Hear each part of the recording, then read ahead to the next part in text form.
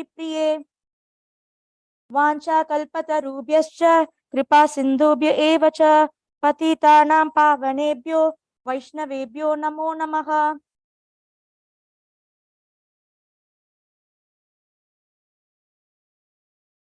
नमः ओं विष्णुपादाय कृष्णपृष्ठाय भूतले श्रीमते भक्तिवेदान्त स्वामिन्निति नामिने नमस्ते सरस्वते देवे गौरवाणी प्रचारिणे निर्विशेष शून्यवादी पाश्चात्य देशतारिणे नाम चिन्तामणि कृष्ण चैतन्य रस विग्रह पूर्ण शुद्धो नित्यमुक्तो अभिनत्वां नाम नामिनो। जय श्री कृष्ण चैतन्य प्रभु नित्यानंद श्री अद्वैत गदाधर श्रीवासादि गौरभक्तवृंद। हरे कृष्ण कृष्ण कृष्ण हरे हरे, हरे राम राम राम हरे हरे। ओम नमो भगवते वासुदेवाय। ओम नमो भगवते वासुदेवाय। ओम नमो भगवते वासुदेवाय। नारायणं नमस्कृत्य नरं चैव नरोत्तमं देवीं सरस्वतीं व्यासं ततो जयं मुदीरयेत्। निगमकल्पतरोर्गलितं फलं शुकमुखादमृतद्रवसंयुतं पिबत भागवतं रसमालयं मुहुरहो रसिका भुवि भावुकाः। नष्टप्रायेष्वभद्रेषु नित्यं भागवत सेवया भगवती उत्तम श्लोके भक्तिर्भवती नैष्टिकी। सर्वस्य चाहं हृदि सन्निविष्टो मत्तस्मृतिर्ज्ञानमपोहनं च वेदैश्च सर्वे अहमेव वेद्यो वेदान्तकृद्वेदविद्येव चाहम्।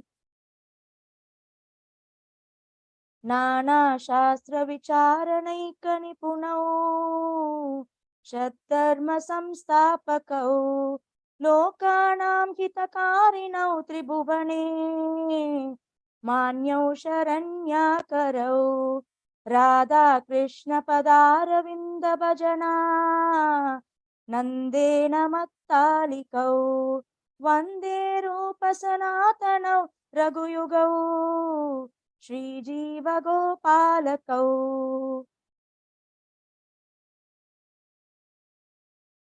सर्वशास्त्राब्धिपीयूष सर्ववेदैकसत्फला सर्वसिद्धान्तरत्नाद्या सर्वलोकैकदृक्प्रदा सर्वभागवत प्राण श्रीमद्भागवत प्रभो कलिध्वान्तोदितादित्य श्रीकृष्ण परिवर्तित परमानंद पाठाय प्रेमवक्षी अक्षराय ते सर्वदा सर्वसेव्याय श्रीकृष्णाय नमोस्तु मे। मदेकबन्धो मत्सङ्गिन् मद्गुरो मन्महादना मन्निष्ठारक मद्भाग्य मद् आनन्द नमोऽस्तु ते। असाधु साधुतादायिन् अतिनीचोचताकर हानामुञ्च कदाचिन्मां प्रेम्णा हृत्कण्ठयो स्फुर। सर्ववेदान्तसारं हि श्रीमद्भागवतं मीक्ष्यते तत्र सामृततृप्तस्य नान्यत्र स्यात् रतिक्वचित्। निम्नगानं यथा गंगा देवानामच्युतो यथा वैष्णवानां यथा शंभो पुराणानाम् इदं तथा। हरे कृष्णा कृष्ण कृष्ण हरे हरे, हरे Ram Ram Ram Hare Hare.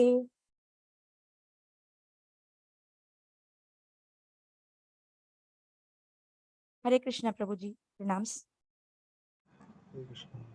I would like to offer my humble and respectful obeisances unto Srila Prabhupada, my spiritual master, my Siksha Gurus Ramakrishna Prabhuji and Sachi Mataji, and all the Vaishnavas who are assembled over here. Please bless me and shower me with your mercy so that I can speak Srimad Bhagavatam in the right mood and in the right way. Hare Krishna. And thank you, Sachi Mataji, for giving me this opportunity. Hare Krishna. We can start, Prabhuji, or we will wait?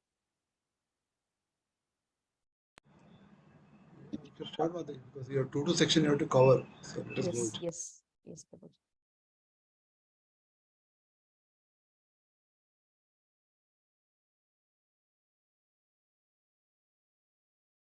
So before we start, today I'm going to speak about chapter 17, which is Mother Parvati curses Chitraketu. So before we start the session, let's try to analyze what happened in the previous section and how it is linked to this current chapter. So in the previous chapter, we saw how the Lord appeared, Sankarshana appeared before Chitraketu Maharaj and instructed him, and also promises him that he would very soon attain perfection if he would follow his instructions with faith and without any deviation to other path. This we saw in 6.16.64. Tvametat shraddaya apramatto vacho mama jnana vijnana sampanno dharayam ashu siddhyasi. So he said that you would very soon attain perfection. With that note, Shukadeva Goswami concludes the chapter by saying that after giving these instructions and this promise, Lord Sankarshana disappeared from the vision of Chitraketu Maharaj. So this is where we left in the previous chapter. And in this chapter, we are going to see how this very soon attaining perfection happened to Chitraketu Maharaj through his actions, which caused him to be cursed by Mother Parvati, but it is in fact a boon in disguise, and it quickened the path of his attaining Vaikuntha Loka. So this chapter is about how the process of attaining Vaikuntha for Chitraketu Maharaj was quickened by the curse of Mother Parvati. So sections in this chapter is verses 1 to 10. It speaks about Chitraketu Maharaj entering the assembly of Lord Shiva and laughs at him. And he also speaks 3 verses stating the exalted position of Lord Shiva and in seemingly criticizing way, And hearing this, verses 11 to 15, Mother Parvati becomes angry and curses King Chitraketu. And 16 to 25, Chitraketu Maharaj apologizes to Mother Parvati and accepts the curse. And then verses 26 to 38, Lord Shiva addresses Mother Parvati and pacifies her anger. He also speaks about the glorification of devotees, particularly here in Chitraketu Maharaj. Verses 39 to 41 speaks about the Falastuti of this chapter. So without wasting much time, I'm going in detail for verses 1 to 5. In verses 1 to 5, we will see in the previous chapter, Shukadeva Goswami said, Lord Sankarshana disappeared from the vision of Chitraketu Maharaj. After that, what happened? Chitraketu Maharaj offered obeisances in the direction in which the Lord disappeared.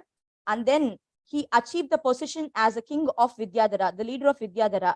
And he traveled the outer space in an airplane, which was given by Lord Vishnu. He was surrounded by beautiful women. And in this way, he traveled in outer space for millions of years. So during these millions of years, it is notable that his bodily strength and senses never deteriorated. That means he was always in effulgence. So it did not disappear. But the main point or the practical application for us here is that even amidst such opulence and women, Chitraketu Maharaj did not forget to glorify or chant the names of the Lord. So he was constantly meditating on the Supreme Lord, even though he appeared to be around beautiful women, always surrounding him.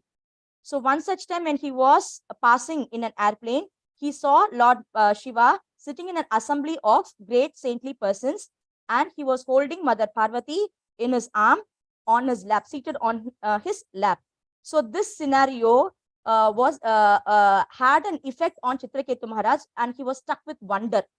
So he started laughing out loud and he spoke the following verses. So from verses 1 to 5, Srila Prabhupada informs us that it is all because of Lord's plan. Chitraketu Maharaj should not have laughed at Lord Shiva. This is also the Lord's plan. And Mother Parvati later on, after hearing from Chitraketu Maharaj, should not have become angry. And Mother Parvati's curse is also Lord's plan. So everything that happens in this chapter is because of the Lord's plan, and it is not for us to criticize them. So this we have to understand. Verses 6 to 8, then it speaks about what Chitraketu Maharaj actually spoke about Lord Shiva that made Mother Parvati become angry. In fact, it was a disguised criticism. Chitraketu Maharaj, he first glorified the exalted position of Lord Shiva, and he also spoke about his appearance. He said, Lord Shiva is Jatadhara, the one with the matted hair. And he also exalted position, Loka Guru. He is a spiritual master of everyone. He is the one who laid the principle of religion, Sakshat Dharmam Vakta. And he is a master of all austerities, Tivra Tapa. He performs severe austerities. And he is Brahmavadi Sabhapati. That means the leader or the king among the Brahmavadis. Brahmavadis are known to be renunciants. They are very strictly renunciants. And Lord Shiva is the leader of such renunciants. So how should his actions speak to others? So this is what he was trying to say. And he added the point that it is so wonderful that he is seeing that Mother Parvati is sitting on the lap of Lord Shiva and listening to the assembly of the saints, but yet he is unattached by it. This unattachment was the cause of wonder for Chitraketu Maharaj, and he started laughing out loud. So this is what is given in verse 6 to 8, 6, 7, and 8. 3 verses he speaks about Lord Shiva. And he stated that this action is considered to be like an ordinary mortal who is bound by material nature, but yet he knows that he is unattached to it. So this is what is the cause of wonder for Chitraketu Maharaj. In the purport, Srila Prabhupada mentions that although it appeared like Chitraketu Maharaj criticized Lord Shiva, he is not an offender. Why? Because unlike Daksha, who considered Lord Shiva insignificant and did not pay respects to him, and also criticized him in a straight, direct way, Chitraketu Maharaj spoke because he was wonderstruck by the actions of Lord Shiva. Furthermore, he spoke in a Sakya Bhava. So it is not to be considered as an offense. So that was what was given in Srila Prabhupada's purport, and we already saw he was unaffected. That was what was the cause of the wonder. Because Lord Shiva never falls down from his place. He is a leader of Brahmavadi, and he is also a Brahmachari, Mahavritadhara. He is referred to as Mahavritadhara, which means he never falls down. And he is the leader of all the yogis. In verse 9, Chitraketu Maharaj's speech, after it completes, Shukadeva Goswami says that what was Shiva's reaction for the speech that Chitraketu Maharaj gave. Shri Shuka Uvacha Bhagavana Pita Shrutva Prakasya Gadadrunnipa Tushnim Babuva Sadashi Sabhyascha Tad Anuvritaha. So Shrutva, after hearing, here Lord Shiva is addressed as Bhagavan. After hearing what Chitraketu Maharaj spoke, he was prahasya, he was just smiling because he is agadadhi. He has deep intelligence and he understood what Chitraketu meant when he actually spoke those verses. Tushnim Babuva Sadashi. So he remained silent in the assembly. And all the others, Sabhyas, all the others who were in the assembly also understood what Chitraketu Maharaj was trying to tell and understood the mood of Lord Shiva and followed suit. They did not speak up. So they were Lord Shiva was smiling and the others were remained silent in the assembly. So in Srila Prabhupada, in the purport, he speaks about the intention of Chitraketu Maharaj. He specified that although the action of Lord Shiva appears to be a conditioned soul's action, he is not to be diminished from his exalted position, because none of them have the qualification to criticize Lord Shiva. Whatever he does is right. So that is out of question. You cannot criticize Lord Shiva's actions at any time. And then he speaks about why Chitraketu Maharaj spoke those verses. The intention of Chitraketu Maharaj is that even though his actions appeared to be like that of a conditioned soul, others, he understood, all the sages understood, but the others who are not so qualified may consider this action to be a normal action of a conditioned soul, and they may offend Lord Shiva. So he does not want Lord Shiva to exhibit such actions. So for that purpose, for saving others, for that purpose, he said that he should not exhibit such actions in public. So in that way, he started criticizing him. So this is for our practical application. We can take this. Sometimes seemingly the Vaishnava's actions may appear to be contrary to what we have read or what we have heard, but then we do not have any qualifications to criticize them or offend them. So we also have read in NOI text 6 how drishtai svabhava janitaiva puchastya doshair na prakritattvamiha bhakta janasya pashyet gangam basamna kalubudbudafena panker brahmadravatvam abakajyati nira dharmai. How the spiritual master's body or the senior Vaishnavas, you should not discuss about their appearance or their behavior, because it is very offensive. Just like how Ganga may seem to be very foaming during rainy season, it may be it may be mixed with dirt, but still it has a potency to purify our sins. In the same way, the Vaishnavas and seniors and spiritual masters have the potency to purify us and take us back home, back to Godhead. So we must not comment on their external behavior or on their actions. So this is what is the practical application that we get from here. In verse 10, Chitraketu Maharaj's pride is hinted and the anger of Mother Parvati is also expressed. Causing Chitraketu Maharaj's pride is indicated over here, and that becomes the reason for the anger of Mother Parvati. So here in verse 10, Chitraketu Maharaj, he is already a devotee of Lord Vishnu, and Lord Sankarsana himself appeared before him. He gave his darshan. So he became a little pride because he has achieved Lord Sankarshana's favor, and he thought that he could criticize anyone, and that was why he said it out loud. So here, Nirjitatma Bhimanine, that word indicates that Chitraketu Maharaj thought himself a better controller of senses than Lord Shiva, but he was actually not. So these considerations and the words Chitraketu Maharaj spoke in 3 verses, consecutively, he was speaking about Chitraketu Maharaj. You are such and such person, but you are doing like this. You are such and such person, but you are doing like this. Even though he was wonderstruck, he spoke in Sakya Bhava, but he spoke in the assembly of saints and sages. Sakya Bhava, you can have joke with each other when you are in private, not when you are in an assembly. And this angered Mother Parvati. So for practical application, we should note that we should always remain humble, meek, and offer respect to others. Sometimes we may be glorified in the assembly. Sometimes we may get something exclusive than the others, but that does not mean that we are superior to them or we can show off. So we should always remain humble and meek and offer our respect to others, and that is the only way for spiritual progress. So verses 11 to 13, Mother Parvati starts speaking to Chitraketu Maharaj. Her tone was like this: do you think yourself to be an exalted personality? Are you in a position to correct Lord Shiva's behavior? So this was her internal feeling, and she spoke out loud, verses 11, 12, and 13. So can someone help me to read this, please?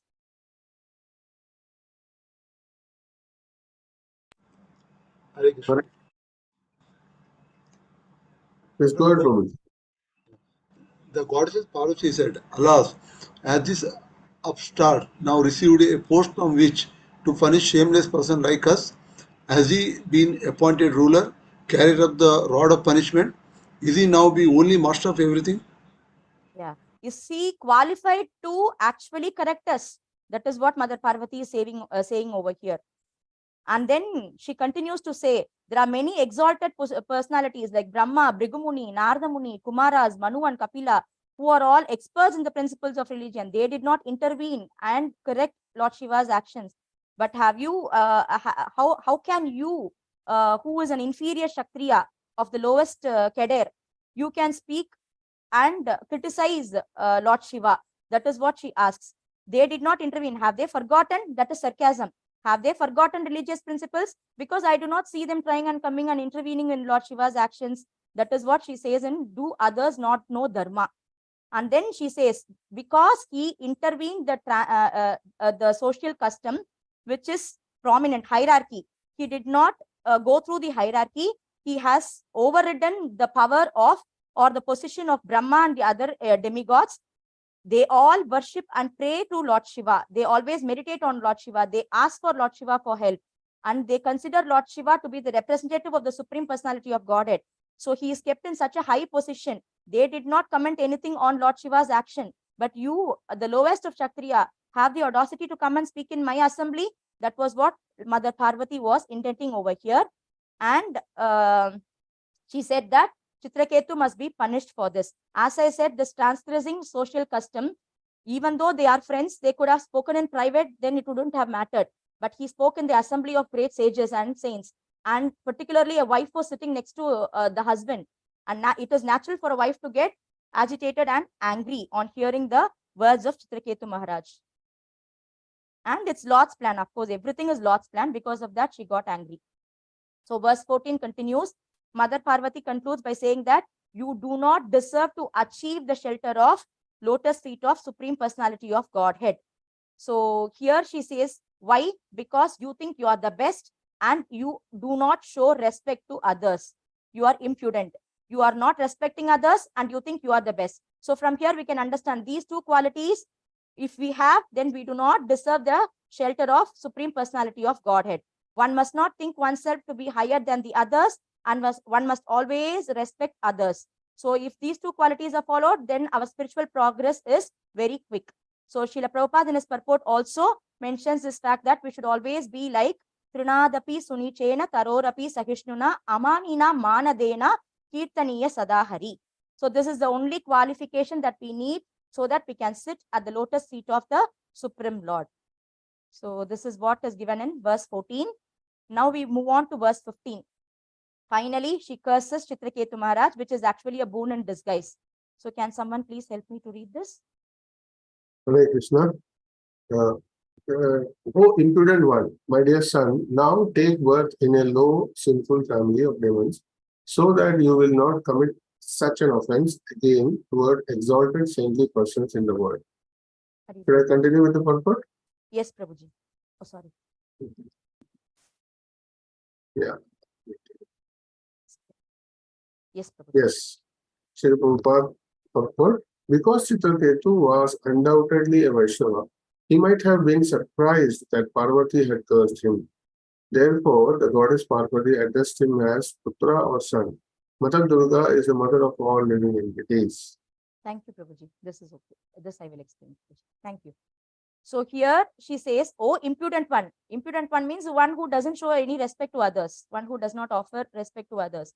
And then quickly she says, my dear son, Putra. Why? Because she knows that Chitraketu Maharaj would be surprised why I am being cursed. I just spoke in Sakya Bhava. I did not offend Lord Shiva in any way. So she quickly says, I am not giving you a curse because you criticized Lord Shiva, but because I want to correct your actions. So that was the intention. She was like a mother. Mother Durga is a mother of all living entities. So she addressed him as Putra. So it is a duty of a mother to chastise the beloved son. Even this has happened in the case of Lord Krishna when he appeared in this Bhumandala or earth, earthly planet. Mother Yashoda corrected him when he was naughty. She punished him by binding him in the mortar, right? So she followed him with a stick. We saw all this. So even though he was a Supreme Personality of Godhead, when it comes to the position of a mother is authorized to punish the child for his naughtiness, to correct the actions. So here Chitraketu Maharaj is being cursed by Mother Durga because she wanted to correct the actions of Chitraketu Maharaj, and this was already planned by the Lord so that this curse would become a quicker path for the king to reach the abode of Vaikuntha Loka. So this punishment was a boon to Chitraketu because after taking birth as Demon Vitrasura, he was promoted directly to Vaikuntha within one birth. It is very, very, very rare for people to get this sort of a mercy. Usually it will take many lifetimes to reach the abode of Vaikuntha. But because of the mercy of Parvati, Mother Parvati, he was able to quicken his path. So here Srila Prabhupada cautions us that one should always avoid Vaishnava Aparadha because it is like a mad elephant offense. Here in this case of Chitraketu Maharaj, it is the plan of the Lord. So we cannot compare this Vaishnava Aparadha to ours. So here, if we commit Vaishnava Aparadha, then we are doomed. That is what Srila Prabhupada says in his purport. The practical application for us is that we should always engage in our duty, whatever is given to us, and we must serve it without criticizing others, no matter what happens. So this is the safest position for us to go back home, back to Godhead. So verses 16 and 17 speaks about how Chitraketu Maharaj accepted the curse. Chitraketur uvacha pratirprinnami te shapam atmano anjalinambike devairmartyaya yat proktam purvadishtam hitasyatat. So here Chitraketu Maharaj, after hearing Mother Parvati giving him a curse, he just folded his hands, offered his obeisances, and he said, dear mother, Anjalinambike, Ambike. So Ambike means mother. I am accepting this curse what you are giving because I understand that Happiness and distress, whatever is experienced by a living entity, is given by demigod because of my previous actions. So I completely agree with you and I accept the curse with folded hands. So this was a reaction he gave for a curse. So you can say someone, if they are provoking us or if they are criticizing us, how we should react. That is what Chitraketu Maharaj has particularly displayed it for us. Means he has given an example for us on how we should react. Normally, if someone criticizes us or blasphemes us, we immediately become angry. Particularly if it is not our problem, we will try to clarify it. We will try to say that the other person is in the mistake. So here he is saying that even though Chitraketu Maharaj did not do any mistake, he was ready to accept the curse with folded hands and he offered obeisances to Mother Parvati because of the fact that he knows that dualities are there in this material world, but it is temporary. That was the knowledge that he got.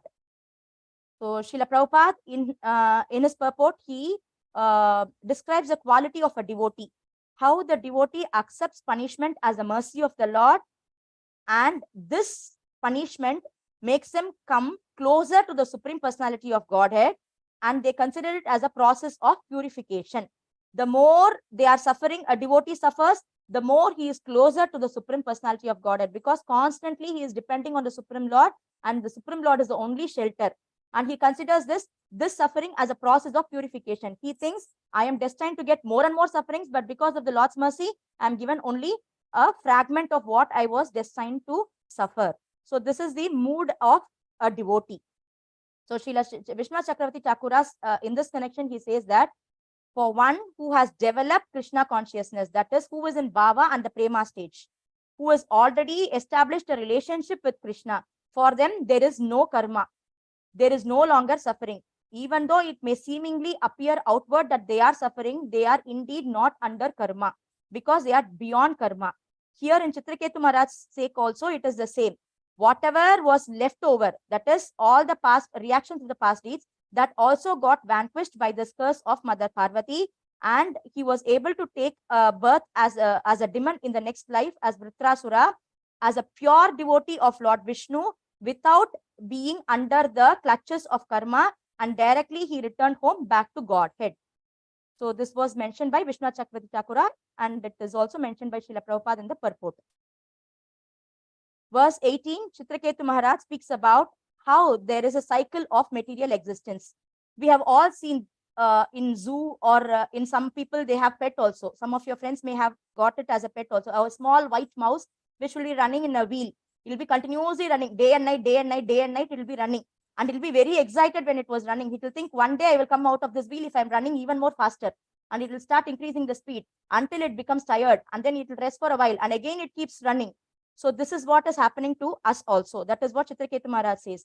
Samsara chakra etasmin. In this wheel of material existence, we, covered by ignorance, jantur ajnana mohitaha, completely covered by ignorance, we Brahmyam shukam cha dukkam cha bhunkte sarvatra sarvada.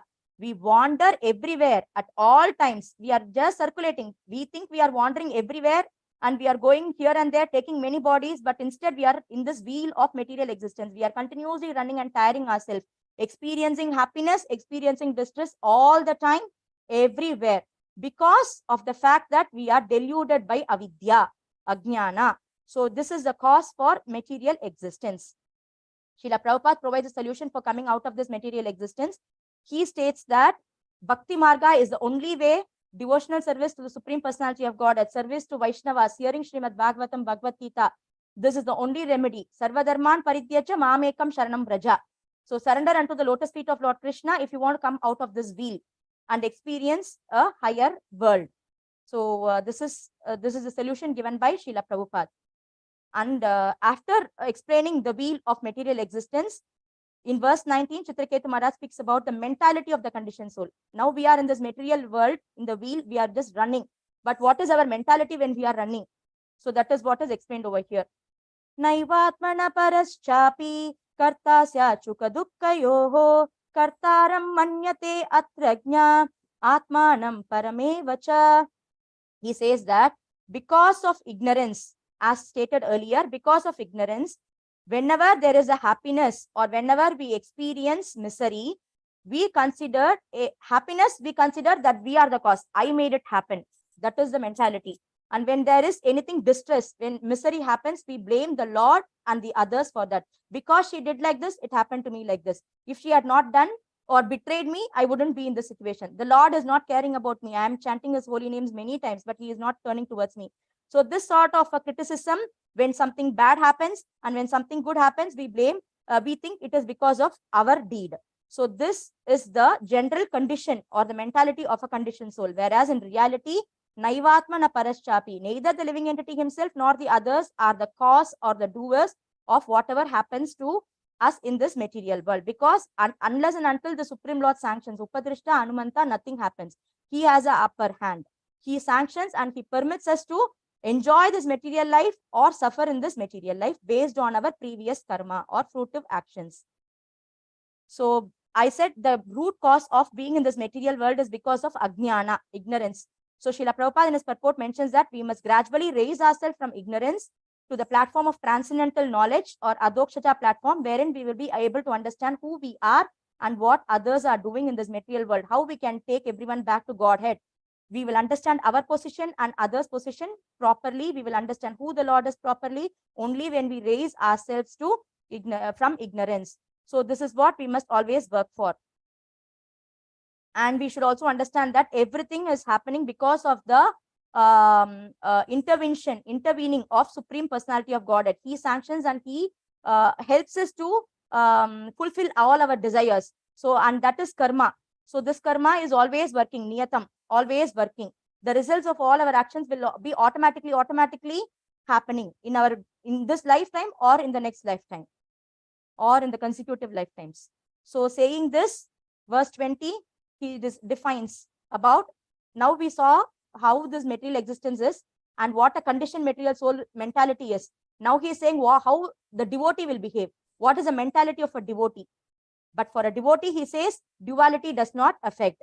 Guna pravahaye tasmin ka shapa kova anugrahaha ka swargo naraka kova kim shukam dukkam va.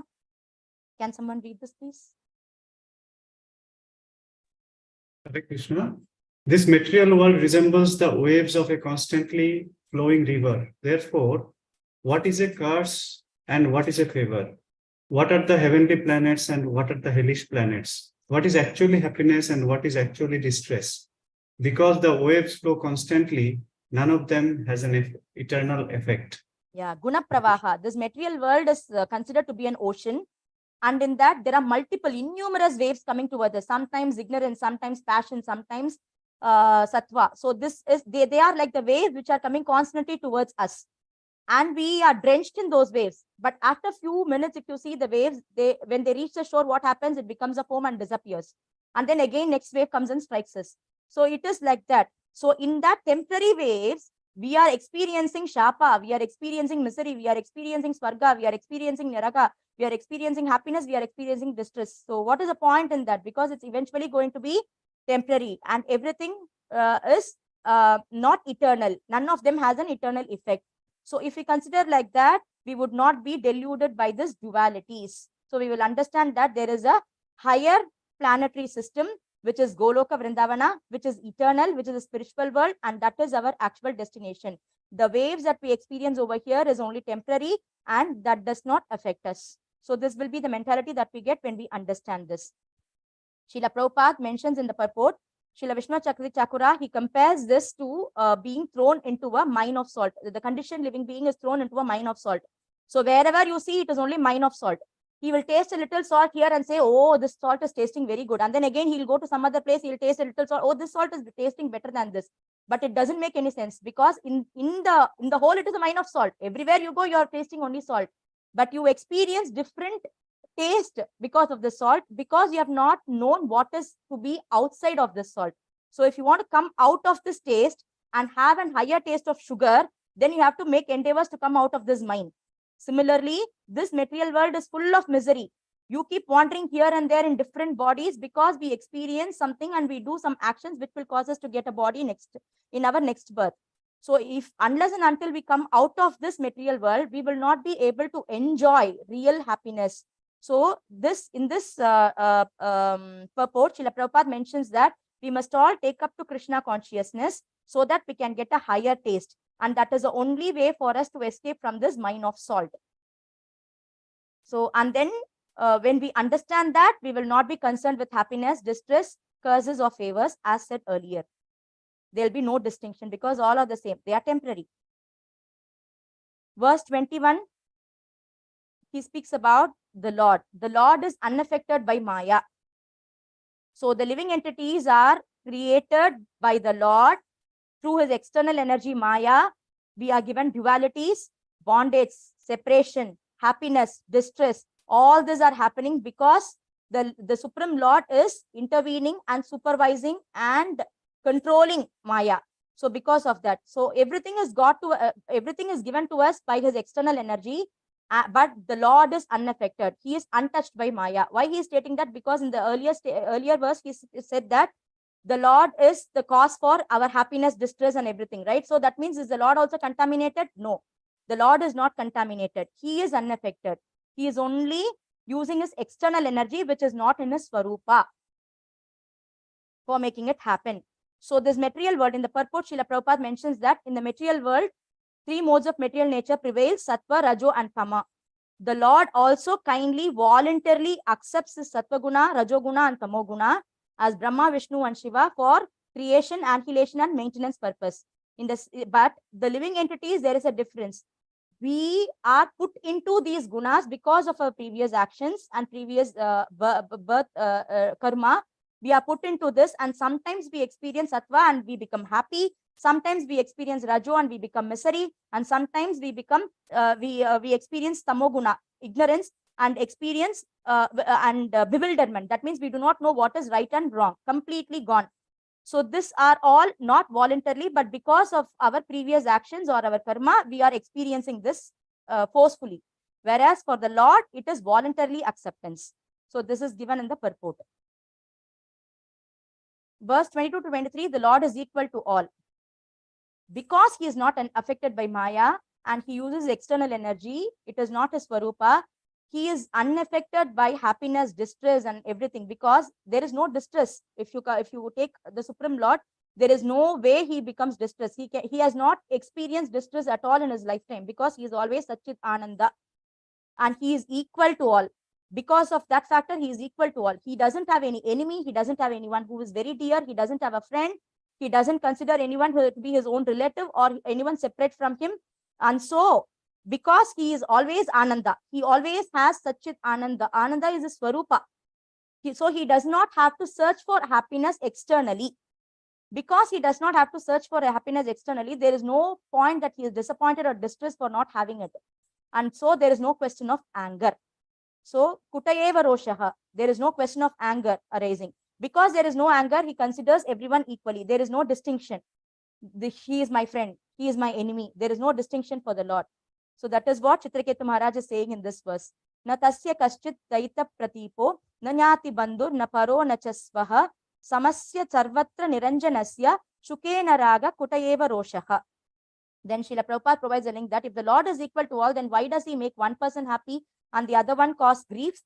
Then Chitraketu Maharaj continues by saying that because there needs to be a continuation for the materialistic life, based on their karma, they are awarded results, and he is just offering them results. He is not the cause for their happiness, neither is he cause for their distress. He is neutral to them. So this is what he mentions in the next verse, verse number 23. Srila Prabhupada, in the purport, he gives us with an example like how a judge will decide whether to punish this person or to release this person. He gives the verdict, and accordingly the person is released or imprisoned. But that does not mean that the imprisoned person, because of his sadness, the sadness is caused by the judge. It is caused by his own action. In the same way, we living entities are responsible for our karma. We are responsible for how we act. And based on our actions, the results are awarded by the Lord.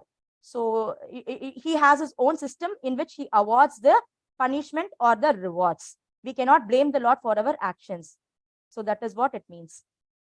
Verse number 24 to 25, Chitraketu Maharaj now, he begs pardon from Mother Parvati, and after begging pardon, he leaves in his airplane and leaves behind Lord Shiva and Mother Parvati, who were astonished by his behavior. What astonishment Mother Parvati had? because he was undisturbed by the curse. He doesn't seem to be sad because he was cursed. He never asked for reversing the curse. He never took any step to say that I did not mean like this. I did not say it with that intention. Nothing. He did not plead to be excused or relieved from the curse. He just accepted the curse and he left in his airplane. And this astonished Mother Parvati. So can someone please help me to read this?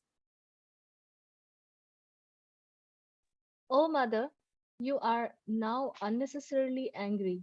But since all my happiness and distress are destined by my past activities, I do not plead to be excused or relieved from your curse. Although what I have said is not wrong, please let whatever you think is wrong be pardoned. Hare Yes. Krishna. So he asked for genuine forgiveness from Mother Parvati, and he did not ask for relieving him from the curse. He accepted it. He wanted it because he has offended Lord Shiva, and he thought Mother Parvati thought that he has offended Lord Shiva, so he let her punish him. So verse 26, after he left, Lord Shiva turned towards Mother Parvati and started instructing her on her actions. So this also happened in the assembly of saints and sages. In verse 27, Lord Shiva speaks about the greatness of a Vaishnava. He says that the Vaishnavas are never interested in any of the material happiness, and at times of calamity, they are not distressed. This is why this is because the wonderful influence the Lord has upon his devotees. The Lord is always very close to the devotees. He is very, he considers devotees to be very dear. So the Lord's influence on the devotees make them accept the calamity with equal heart, without any agitation. And they never, because the Lord is present in their heart, he is Satchit Ananda, he is a reservoir of happiness. So they do not look for any temporary happiness. And in this verse, Lord Shiva indicates that Mother Parvati is supposed to be a very beautiful woman.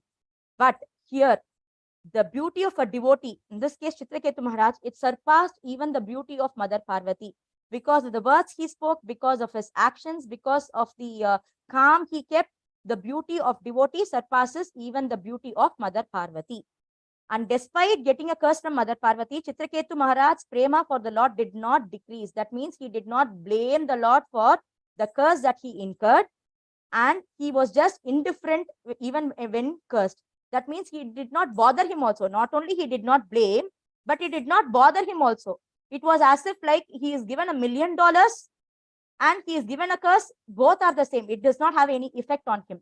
Just like how we saw Parikshit Maharaj also when he was cursed.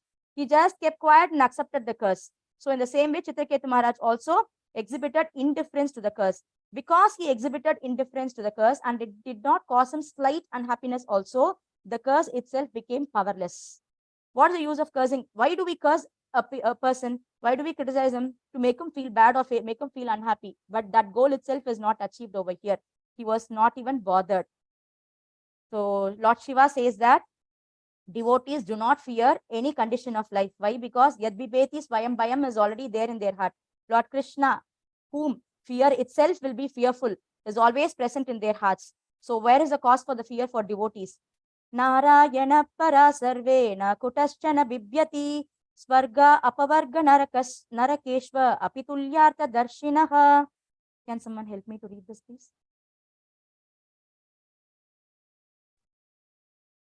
Hare Krishna.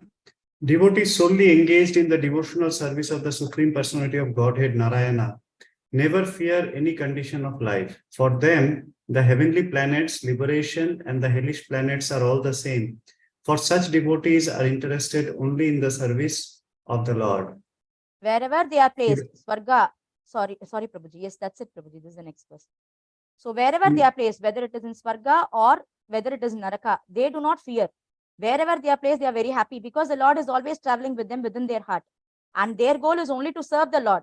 So they are not deviated by any other things or external conditions of life. They are never deviated. This is how the pure devotees behave, and this is what we should also follow. So verses 29 to 30 describes that we all experience dualities because of our conditional state. As I said, the Lord's external energy is acting upon us and we are behaving like this. To say frankly, from beginningless, the Jiva Atma is Krishna Bahirmukha. We look in the opposite direction of Krishna. which is why we forget our original constitutional position as a servant of the Lord. At that time, Maya takes over, external energy of the Lord takes over, and she gives us false ego and gross and subtle bodies. This were given to us. And because of the presence of false and subtle bodies and false ego, we fall into dualities: happiness, distress, liberation, bondage. So we come into this duality. After coming into duality, we think me, mine, that takes predominance. And this is a natural byproduct of our conditional state because of Krishna Bahirmukha, avidya. Because of that, all these are natural byproducts which follows. Like how we falsely identify. Sometimes we see a garland and we think it is a snake, right? Specifically, it happens when the flowers are all withered and the rope is lying down and there is water completely surrounding us. And when it is moving, when we are in the dark, we think, oh, some snake has come and entangled in our legs, right? We all have experienced this when we were young. So this happens, we falsely identify. Or sometimes we wake up from a nightmare and think, oh, it felt like as if it was real. So this is what we are living over here. Whatever we experience over here is not real, but then it has a reality feeling to us because it is a natural byproduct of the conditional state. We must understand that and wake up from our dream. So that is the solution. Srila Prabhupada mentions how to come out of this only by chanting the Lord's holy name. Sometimes or many times we are put into distress and we are unhappy about things that are happening to us. But even at those times, we should always hold on or take shelter of the devotees and the Supreme Lord. Just like how Haridas Thakura, he was caned in 22 bazaars, but he tolerated. He never let go of the lotus feet of Chaitanya Mahaprabhu. He was always holding on to it. And in fact, he was praying for those who punished him, saying that, oh Lord, please forgive them. They are in ignorance. They are in duality. They do not know what they are doing. So that was the mentality of Haridas Thakura, and that is the mentality that we also need to develop gradually. So this is what Srila Prabhupada mentions in his purport. And one more point that beautifully mentioned by Prabodhananda Saraswati in Srila Prabhupada's purport is that he says, Vishwam Purna Shukayate. We all know that always we say, wherever we go in this material world, it is full of calamity. But Prabodhananda Saraswati Thakura is saying opposite. Why? Because a devotee accepts the distress also as happiness, as he considers that as a causeless mercy of the Lord, Supreme Lord. Yat karunaya kataksha vaibhavavatam tam gauram eva stumaha.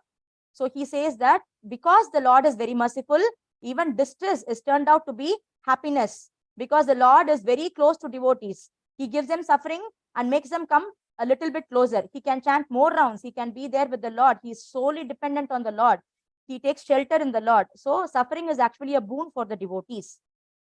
And another point which is mentioned, and there is a CBA point, is that our mind plays a vital role when we are dreaming and even when we are in wakeful state.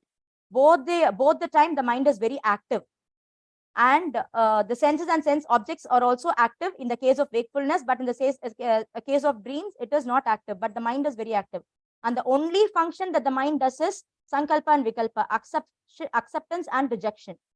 So whether it is in the dream or in the wakeful state, what you do, you accept certain things and you reject certain things. I do not want a nightmare. I want a sweet dream wherein I'm given all the rewards, or I'm flying high, right? Going into Svargaloka, going into spiritual world. All this we dream and we like. Other dreams we do not, nightmares we do not like, we reject it.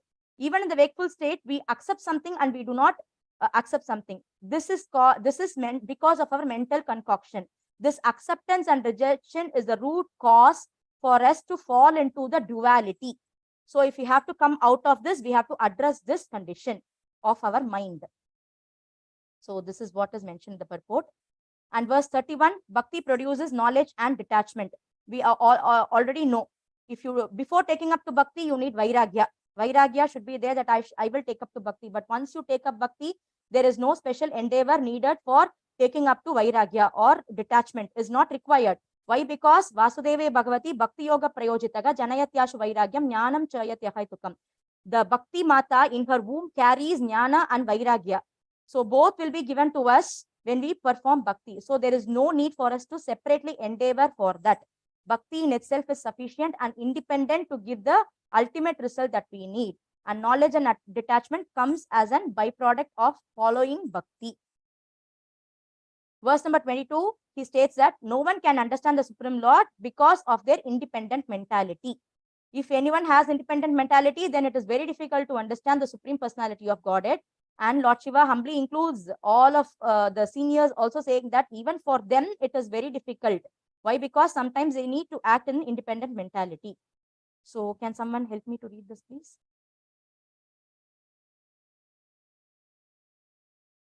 Neither I, that is Lord Shiva, nor Brahma, nor the Ashwini Kumaras, nor Narada, or the other great sages who are Brahma's sons, nor even the demigods can understand the pastimes and personality of the Supreme Lord. Although we are part of the Supreme Lord, we consider ourselves independent, separate controllers, and thus we cannot understand his identity. Hare Yes. Krishna. Yes, thank you, Mataji. Hare Krishna. So, because we consider ourselves as independent from Krishna, Krishna Bahirmukha, and we consider ourselves as the independent controller or the separate controller, it is very difficult for us to understand the activities and actions of the Lord.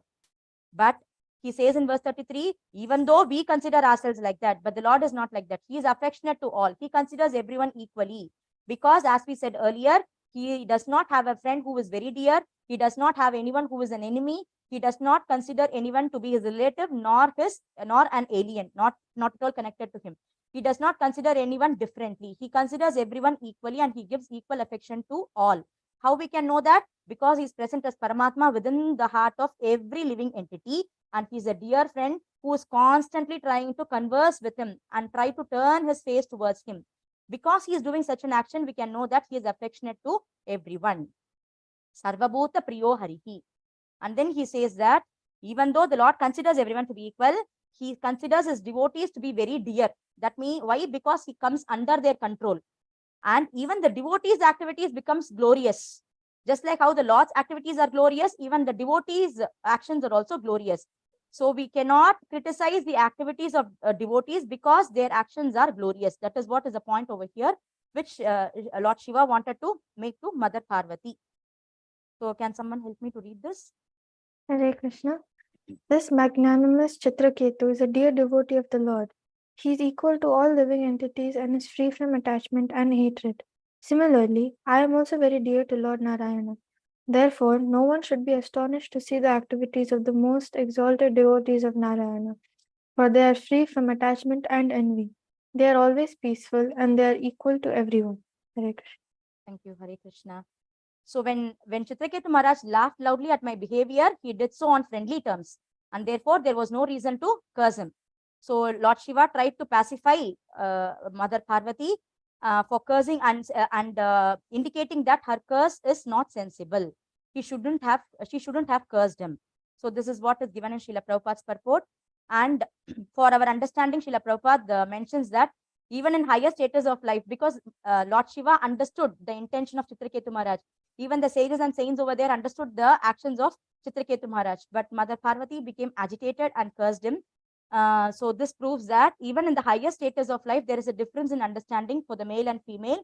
And the women's understanding is always considered to be inferior to that of an understanding of a man because she deals with it emotionally.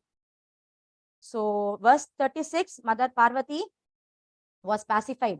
She became pacified after hearing that she should not criticize the actions of the devotees because it is glorious, and how the devotee deals with calamities, and how they do not have any attachment and hatred. All this, when she heard, she became pacified. And in the purport, Srila Prabhupada mentions Vishwanath Chakravarti Thakura's remark that Shantadi, which means Sviya Purva Swabhava Smritya. Purva Swabhava Smritya. Smritya means remembrance.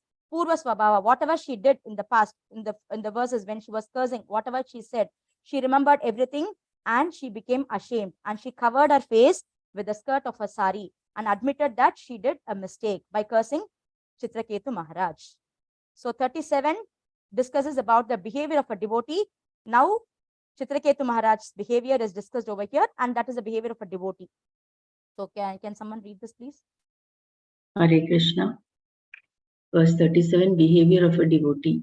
The great devotee Chitraketu was so powerful that he was quite competent to curse Mother Parvati in retaliation. But instead of doing so, he very humbly accepted the curse and bowed his head before Lord Shiva and his wife. This is very much to be appreciated as the standard behavior of a Vaishnava. Yes, as I said earlier, he just accepted the curse, even though he had the power to retaliate it. He could have retaliated it or asked for excuse. He didn't do that. He just accepted it. And this action is appreciated by the Vaishnava, and this is also for our practical application. So Srila Prabhupada mentions in the purport that this is how a devotee behaves when faced with calamity.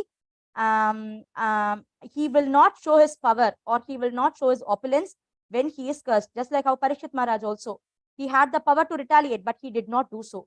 But a less intelligent person, who has some power, he would use it for sense gratification. He would retaliate, or he would go against the curse. He would say, this is unnecessary. You are giving this curse to me unnecessarily. And he will try to counteract that. But a devotee never does that. He will not show his power unnecessarily.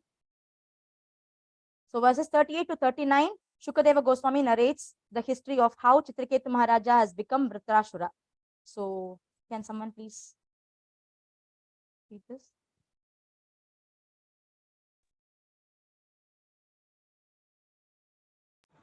Being cursed by the mother Durga, Bhavani, the wife of Lord Shiva, that the same Chitraketu accepted his birth in a demonic species of life, although still fully equipped with the transcendental knowledge and practical application of the knowledge in life. He appeared as demon in fire sacrifice performed by the Twasta, and thus he became famous as Vritasura. Thus the birth of Vritrashura happened, and Shukadeva Goswami narrated everything to Parikshit Maharaj. So here, in Srila Prabhupada's purport, he says that even though he was born as Vritrashura, his knowledge, spiritual knowledge, did not diminish. It was not lost. Svalpam apyasya dharmasya. Even if we follow certain principles of Bhakti Yoga in our life, it will not be lost. Even though it is broken, we are born in another body, doesn't matter. Bharata Maharaj remembered everything even when he had the body of a deer, right? So whatever spiritual knowledge that we gain in this life is never lost. It is an asset for us. So even for some reason, if the devotee is lost or fall down, he need not fear, because it is never lost to him. The Lord will give him the remembrance at the right time. And Falashtuti 40 and 41. Before saying Falashtuti, I wanted to add an extra point which I read. So when Lord Shiva was speaking to Mother Parvati, she said, if you had not intervened, I would have spoken to Chitraketu Maharaj in an equally friendly way. What he would have spoken, he says that, see, you are surrounded by a lot of beautiful women, but yet you show outwardly bhakti. You are showing bhakti outwardly. But me, I am keeping Mother Parvati on the lap, but my bhakti is shown inwardly. So this is the difference between you and me. You are showing bhakti outwardly, but my bhakti is inside. So I have kept bhakti hidden within me. So this was what he would have said jokingly to Chitraketu Maharaj. So this point he says to Lord Mother Parvati also. This is given in VCT Srila Vishwanath Chakravarti Thakura's commentary. So we'll go on to Falashruti 40 and 41. One who hears this history of Vritrashura without any deviation, with faith and with attention from a devotee, in the disciplic succession, bona fide disciplic succession, they will be freed from the conditioned life of material existence, and they will definitely go back home, back to Godhead. So we have to hear it only from disciplic succession and not from professional reciters, which is like a milk touched by serpent's lips. So this is what is given by Srila Prabhupada. Hari Om Tat Sat. With that, we complete the session. The CBS mostly I have also covered in the session while I was taking, though I have not mentioned explicitly, it is already covered. But if you want me to read through, we can read through if we have time. Otherwise, we can wind up, Prabhuji. So thank you for giving me this opportunity. I know it's not up to the mark, but please forgive me for my shortcomings, and please bless me so that next time I would do it better. Hare Krishna.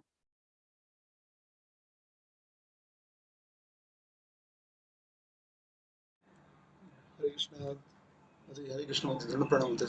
Such a nice section. And in fact, it's a wonderful chapter. Actually, whole chapter is a lot of instruction to the Vaishnavas. Amazing chapter actually, and he covered so nicely. So each and every practical applications, personal application, he added so nicely. Covered each and every point. So really appreciate Mataji, and in fact, he covered within a time. I really wonder, I need not give another between, Mataji or finish. He covered all the points actually. I was sitting in fire, Prabhuji, because I time could is see, first point just for me. I always say, she's like a Chennai Express. Yes. She caused very good speed, actually, very nice, good, got all the points. In fact, I was listening one of the lectures, from Sudama Prabhu from Gopinath Temple, and he has put it very lighter side. It means what is immediate effect? He was talking about, immediate effect, because whole problem started with Parvati sitting on the lap of Lord Shiva, and he called it as a laptop problem. And what is the laptop problem is mentioned, like in many incidents he mentioned, because of lap, all the problem starts, Like it's the whole incident with Chitraketu Maharaj, it's happened because of Parvati sitting on the lap of Lord Shiva. And he mentioned one more incident. Whole Dhruva Maharaj story also started because of lap of, Shiva. It's a laptop of Uttanabad. If Dhruva wanted to sit on the laptop, he has mentioned the word laptop, because of Dhruva also started from laptop also. Then further he says, whole Damodar Leela started because of laptop. Because the Krishna was sitting on the lap of Yashodhama, Yashodhama dropped him down. So he has mentioned that instance. And he said whole Mahabharata was one of the reasons for Mahabharata was start. That was a laptop problem.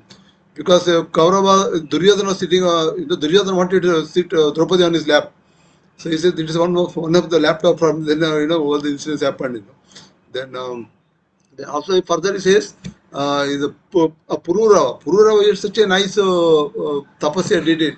The Lord appeared again. He was stuck with laptop problem because he wanted to marry Urvashi and like that. And Arjuna cursed also because of laptop problems. Because of Urvashi, he did not entertain Urvashi's demand. And further he says in Kali Yuga, we are also sitting in the lap of Maya.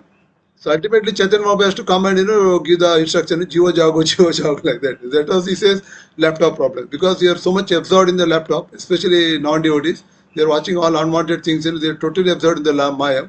So there is a laptop is a big problem, he says. So I thought, let me share with this incidents. You're nicely explaining it. Laptop is a big problem, like that. Hare Krishna. Thanks for the Hare Krishna.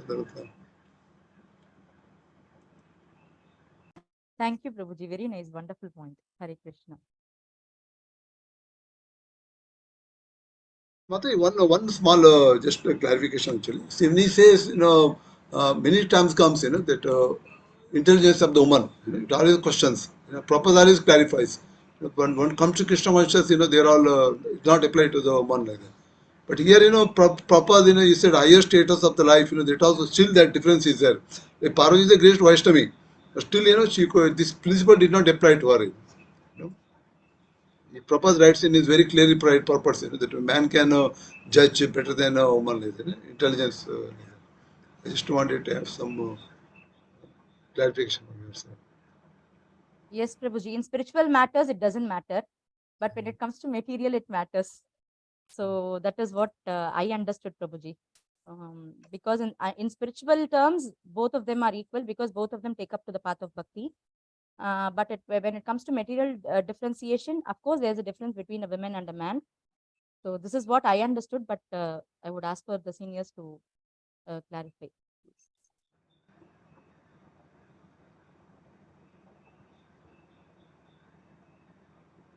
But he already mentioned actually, because they are a little bit more emotionally, attached. So let us go with the. Anybody any other questions? You can. Yeah, one more question Dinu Prabhuji has asked. He was born as a demon. Demons are used to offend the Lord, but how come Vritrasura did not? Because there are two reasons. Just like how Prahlad Maharaj, he was also born in a demoniac family actually. But then he is a very great devotee of Lord Vishnu. The same way Vritrasura, because of in his previous lives, they were having the darshan of the Lord and the mercy of the devotees. That was what made them remember the Lord, even though they were born in a family which is opposed to the Supreme Personality of Godhead. That is why he said, no, in the last, his transcendental knowledge did not disappear just because he was born as a demon. The Lord gives that to his devotees. He promises that wherever they go, how much ever you can fall, that one pastime, it is mentioned that one pastime that the Lord does not enjoy, cannot enjoy, does not know, cannot enjoy in the spiritual world is uplifting fallen souls. And to enjoy that pastime, he descends to this material world. He will say, how far you go low, no problem. I will lift you up from there. I can lift you, and he enjoys doing it. So this can be taken, Prabhuji. So this is a pastime of the Lord. He loves to pick them up from wherever they fall off. So even though he was born in a demoniac family, because the Lord's hand is there and the mercy of the devotees are there, they were able to remember the Lord and they were able to continue their devotional service. This is my answer, but please You can clarify, Prabhuji. Hare Krishna. Yes, if there are no other questions, let us go in the next section. Gopal Prabhuji, all the best. Hare Krishna, Prabhuji. I will share. 1 minute, I'll make you host. Co-host. Go ahead, Prabhuji.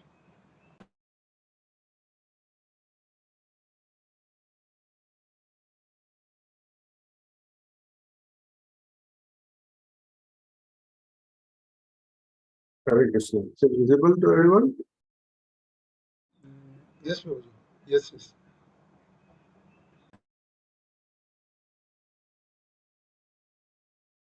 Hare Krishna. Ukam karoti vachalam, pangam rangayati girim, yat kripadamaham vande Shri Guru Devatariyam, Ramananda Madhavam Shri Chaitanya Vishnu. Naham Mutro Nitanapati Napi Vaishwama Sudro, Naham Bhagni Nitanapati, Navana Story Tirva, into Prodya Nikina Paramananda Punamatante, Rupi Bhartur Paranamayo, Asta. Hare Krishna. So, so now today we'll be discussing chapter 6, Canto 6, chapter 18. Title is Diti vows to kill King Indra. So this chapter is a big chapter, 78 verses. So I am not going to go by each verse, go by translation. We will try to focus on the theme, the subject, the topic, important points and lessons. So the background for this chapter is, so when we started from the story of Daksha, right? How he was Daksha offended Lord Shiva and then he was killed, and then he again meditated and he was reborn. So this is the story from where Daksha was reborn, and then Daksha again got married, and again Brahma told him to, assist him for the universal propagation for creating children and population. So Daksha first produced 10,000 children who were called Pariyashwas. All of them, by the mercy of Narada Muni, they became devotees. Then again he produced 1,000 children who also are known as Shavalaswas. They also became devotees. Then Daksha and Narada Muni have a conversation. Daksha again curses Narada Muni, but Narada Muni is a transcendental person. He leaves the place. Then again, Lord Brahma comes and requests Daksha to continue the population. This time, Daksha produces 60 daughters. So the story continues from there. The explanation is given how the dynasty, how the world was populated. The 60 daughters were married to different personalities. All of them were like Prajapatis, great personalities. And out of them, 2 daughters were Diti and Aditi, who were married to Kashyapa. So this is the background, and it from 6.6, Canto 6, chapter 6. So there he explains the descendants of Aditi, where 4 sons, there are 12 sons of Aditi, and he explains about the 4 sons. While explaining about the fourth son, which is Twashta, so he says that Twashta's son Vishwarupa became the priest for the demigods temporarily. And so then Parishit Maharaj asked the question, why is that Twashta already Brahaspati is there? Then from there, after explaining the 4 sons, Twashta's topic comes, then Vishwarupa's topic comes, then Parishit Maharaj stops Sukadeva Goswami and asks what happened, why Brahaspati was not there, what happened. Then the whole story come up that Indra offended Brahaspati, and then he disappeared. Then they place Twashta as the Twashta's son, Vishwarupa as the priest.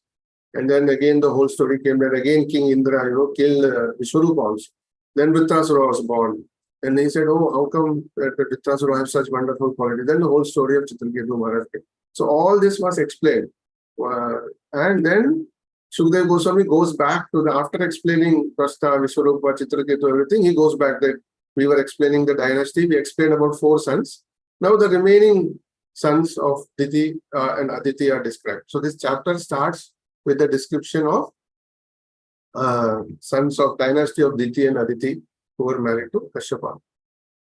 So 4 sons, Vishwaswan, Aryama, Pusha, and Twashta, already described.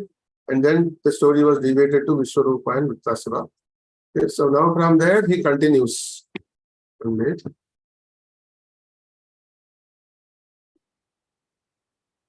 Yeah. So from the 5th son onwards, the verse number 1 to 9 describes from 5th to 12 sons. They were born to Kashyapa and Aditi, called Adityas. The 5th son, Sabita, married to Prishni. They had 3 daughters and 9 sons. And not the names are also described, but it is given. There is nothing to explain, so I am just summarizing the whole thing. The 6th son, Bhaga, married to Siddhi, 3 sons and 1 daughter. 7th son, Datta, married 4 wives, and they had 4 sons. 8th son, Vidhata, married to Kriya, 5 fire gods were born. The 9th son, Varuna, married to Chashni, Dhrugu and Valmiki were born. Varuna and Mitra, due to the presence of Urvashi, discharged semen in the pot, and Agastya and Vashishta were born. So the 9th son was Varuna and the 10th son was Mitra. So Varuna was married to Chashni and Dhrugu and Valmiki were born. And Mitra was married to Revati and there were 3 sons. But in between Varuna and Mitra, there is also description that in the presence of Urvashi, they discharged semen which they kept in a pot, and then Agastya and Vashishta were also born. 11th son, Indra, married to Paulomi and gave birth to 3 sons. And as the 12th son, Lord himself appeared as Vamanadev. Vamanadev married to Kirti and had 1 son called Vrashloka. This is the description of the dynasty of Aditi. Okay, now in this particular place, there is a discussion topic which says that modern science is trying to generate a living entity in test tube by processing semen, but even long ago, it was possible for semen to be kept in pot to develop into a child. And this particular discussion topic says there is a preaching application. So now I just want to ask all of you, like, this particular topic, why it is given as a preaching application and where it can be used as a preaching application. As a devotees for today, what is its relevance to be used as a preaching application? Any suggestions, any comments?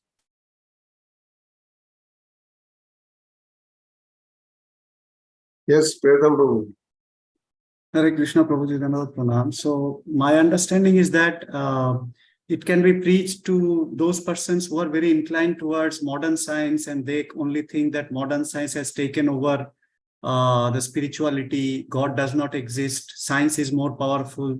So to those kind of mindset, we can preach that Srimad Bhagavatam has mentioned all of the scientific theory or concepts that today we think that it is born out of modern science, actually long ago was described in our scriptures, and this kind of science were also prevalent in those societies. So this is one of them, that how test tube babies or semen can be kept outside and then give birth. And there was another one also. I used to think that even Paramanu was described previously in our previous cantos, that Anu and Paramanu. But actually this is just mentioned in the science or revealed by the science, so-called science, maybe 100 or 200 years ago maximum. But 5,000 years ago, already Vyasadeva has mentioned Paramanu and how we are calculating time. I think our Shushevika Mataji was explaining that chapter, Paramanu and the time. So all these were there. So I think that is the place where we can mention and preach this kind of Srimad Bhagavatam's knowledge. Thank you, Prabhuji. So now others will raise their hands. If they have something different from what already Pratham Prabhu has told, they can share. Yes, Murli Prabhu. Actually, it's also one of the practical applications we can mention that in how man transgrades the natural way of getting the children. As per Shastra wants you to get the children as per Garbhadana Samskara, but you want to manipulate the nature. And by attaining, we think getting children or getting a son is the ultimate goal of life, to take care of my property. So that conception one should get rid of. And you should not fiddling with the nature, and you should accept as the Lord's mercy. That I feel. Okay, Prabhuji. Dinu Prabhu? Yes, Prabhu. This Srimad Bhagavatam is not a biological text. Even though Srimad Bhagavatam is not a biological text, this the information given in Srimad Bhagavatam is a very apt information for all the people. I mean to say, everything is included in Srimad Bhagavatam so that a common man can understand and learn everything about the science and the modern technologies or the politicals. Everything is there in the Srimad Bhagavatam, so that everybody have the knowledge of the material things, biological things. Everything is included in Srimad Bhagavatam. So that is why we can understand in that way also. Thank you. Ravilachana Prabhu? Hare Krishna Prabhuji. Priyattama Prabhu actually was mentioning that, that the technology existed before. Suppose that now this generation people take that as a cover, and if they try to do that, they're saying that it has already been there and we will do it. Is it correct? The test tube thing.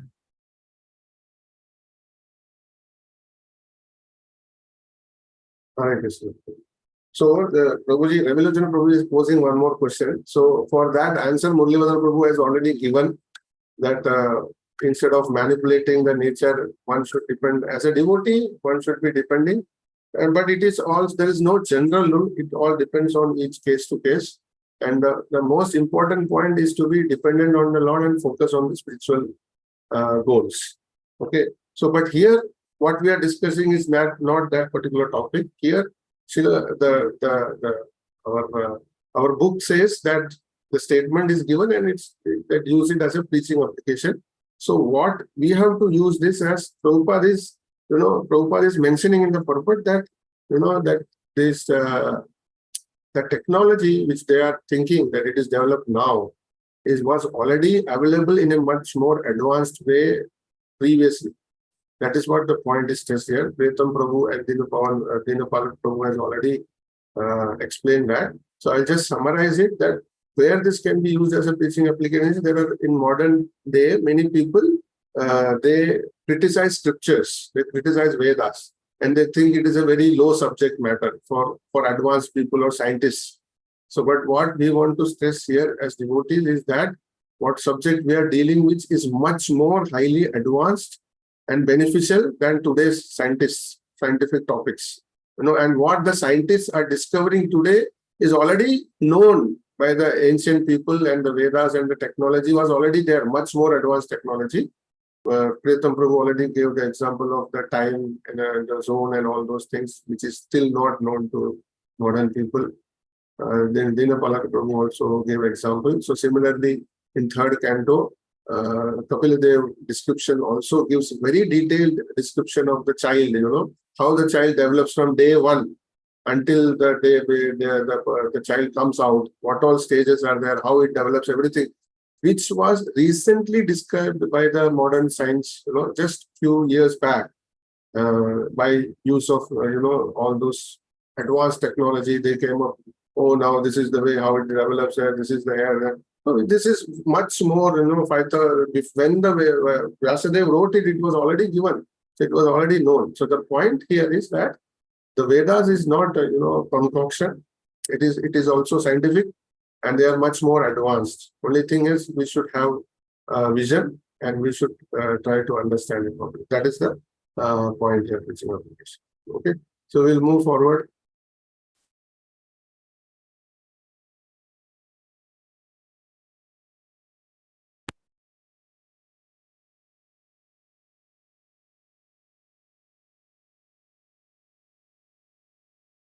Okay. So we have covered from verse 1 to 9, which is the descendants of Diti. Now verse number 10 to 19, it is, Aditi's descendants were described.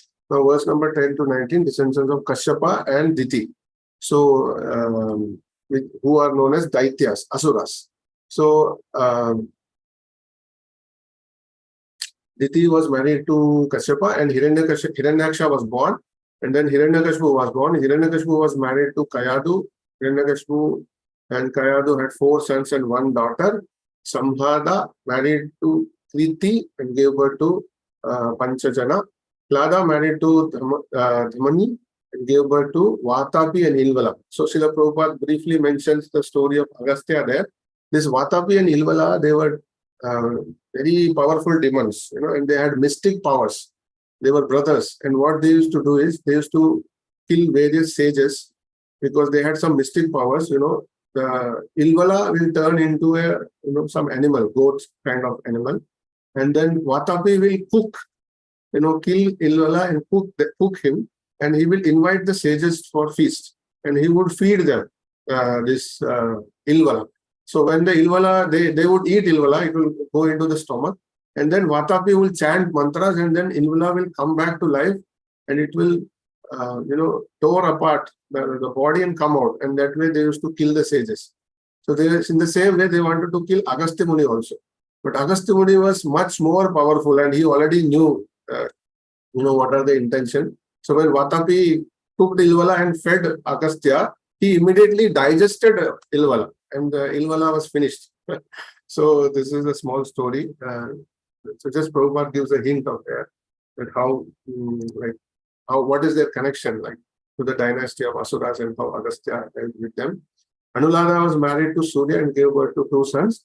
Prahalada, so Hiranyakashipu had 4 sons: Samlada, Alada, Anulada, and Prahalada. So about Prahalada, we already know.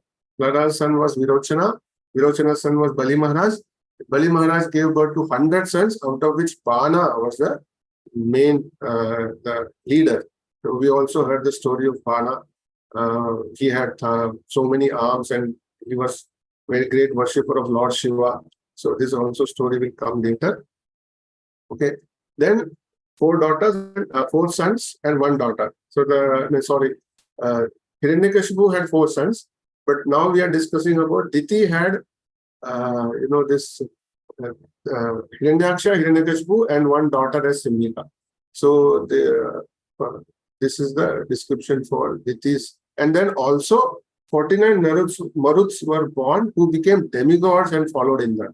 So while describing the dynasty of Ditis, Sukadeva Goswami says that there were 2 sons, 1 daughter, and 49 Maruts who were elevated to the position of demigods. Now again, Parishit Maharaj had a query. How come these 49 Maruts who were born in the dynasty of Daityas, Asuras, how come they were elevated to, because by birth they are supposed to be sinful, and because of their previous action they took birth in a demonic family. How come they became demigods? And so Parishit Maharaj puts up these questions in a very short way, very nicely with beautiful words, and then Sukadeva Goswami appreciates the questions of Parishit Maharaj.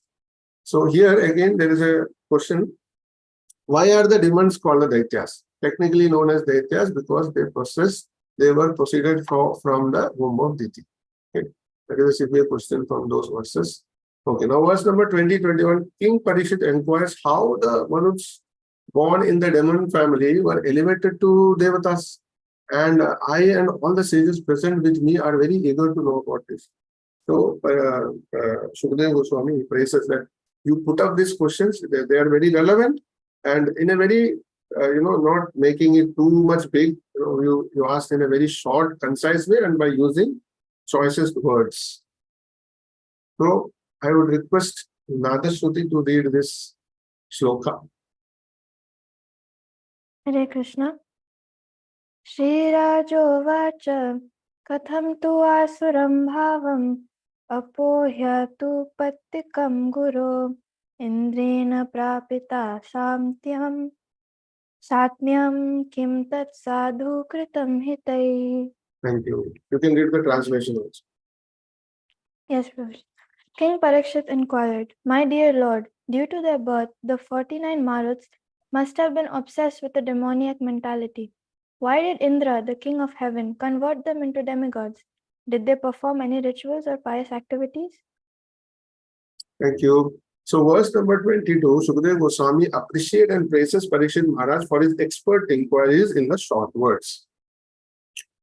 Now, verse number 23 to 30, Diti's anger, contemplation, and plan. So, with the help of Lord Vishnu, Indra has killed my two sons. This is the thought of Diti. Diti is thinking that Indra is the cause of the death of my two sons. Okay? Because Vishnu came to assist in. He is the cause of my the death of my two sons. My mind will become peaceful when I kill Indra. Okay? If one enviously kills others for the protection of body, does he actually know the true interest of life? This is what Diti is thinking. All these verses from 22 to 30, this is what the thought process going on in Diti's mind. If one is envious of other entities, he surely goes to hell. Okay, I want a son who will destroy Indra's pride. With all her activities, mind, energy, sweet words, smile, glances, humility, she served Kashyapa to full satisfaction.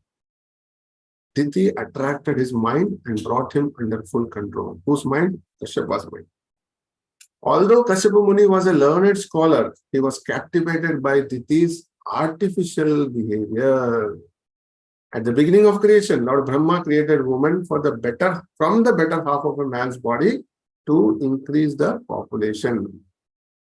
This entire universe is going on under the spell of sexual attachment, not only in human society, but also in other species of life. So here the mentality of Diti is given. One point I want to see, if you see the third point and the fourth point, no, if one enviously kills others for the protection of body, does not actually knows the true interest of life. The statement is true. And who is thinking? Diti is thinking. But did she apply it? No. Why? Because she's thinking that, oh, Indra is very envious and he tried to kill. But in the same way, she is thinking that Indra killed my sons. So now I want a son who will kill Indra. So even though the statement is perfect, the knowledge is perfect, but she herself is thinking of this point, but she herself is blind that the same point is applying to her also. So Srila Prabhupada says the people who are envious, many times they speak very knowledgeable topic and statements, and they always apply to others, but they don't think that they themselves are going through that. In case of Hiranyakashipu also, when Hiranyaksha was killed and all the ladies were lamenting, Hiranyakashipu there, if you read that section, there is a big preaching session between Hiranyakashipu and the ladies. And he's explaining that how a boy, the Yamaraj came in the form of a boy, and he's trying to pacify. Another story he tells. So if you remove that, who is speaking, what is the background, you will feel that, oh, this is some of the acharyas speaking about the body and the soul. So that's such profound knowledge. But then what is the application? There is no application. He explains everything, don't cry. And then he goes on with his animosity and said, with the bodily concept that, oh, I want to enjoy, I want to become powerful, nobody should kill me, and I will try to kill Vishnu. So all this, so even though the knowledge is there, but there is no application. So many times we see in the material world, so many people, philosophers and intellectuals, they speak many things, wonderful things, but there is no practical application and no spiritual approach. So that is what is wrong. Further, another point here is that many times we will find people around us speaking very, very palatable words. They will try to serve. We will feel that they are the best friend. So, but one should be careful because they may try to exploit us. Don't fall trap to the sweet words of near and dear ones, who will try to, you will feel that, oh, nobody has helped me so much, nobody is concerned about me so much, but there may be some ill motives behind those. So one has to be careful. I'm not saying that we start to, doubting everyone, but one has to be careful. Like the story of the crocodile and the monkey, everybody knows, right? So the crocodile becomes very friendly, and then one day he takes the monkey, and half of the midway on the river, he says, now my wife is going to kill and eat you. Then immediately the monkey says, oh, I have kept my heart in the tree only. So he drops him back, So like that, one one should know how to deal with the situations, and one should not fall trap, right? So here there are some questions from this topics. Why did Diti wanted to punish Indra? She thought that Indra, for sense gratification, became instrument in killing the two brothers, Hiranyaksha and Hiranyakashipu, with the help of Vishnu. Explain Ekanta Bhutani. Ekanta Bhutani translation says detached. Living entities were detached at the beginning of the creation. Okay, we'll go to verse number 31 to 36. So Diti's contemplation is over. And 1 minute, somebody has posted something in the chat. Yes, Mataji has corrected. Simhika is the daughter of Hiranyakashipu. Hiranyakashipu had 4 sons and 1 daughter. So Simhika is the daughter of Hiranyakashipu. Right. 31 to 36, Kashyapa spoke to Diti.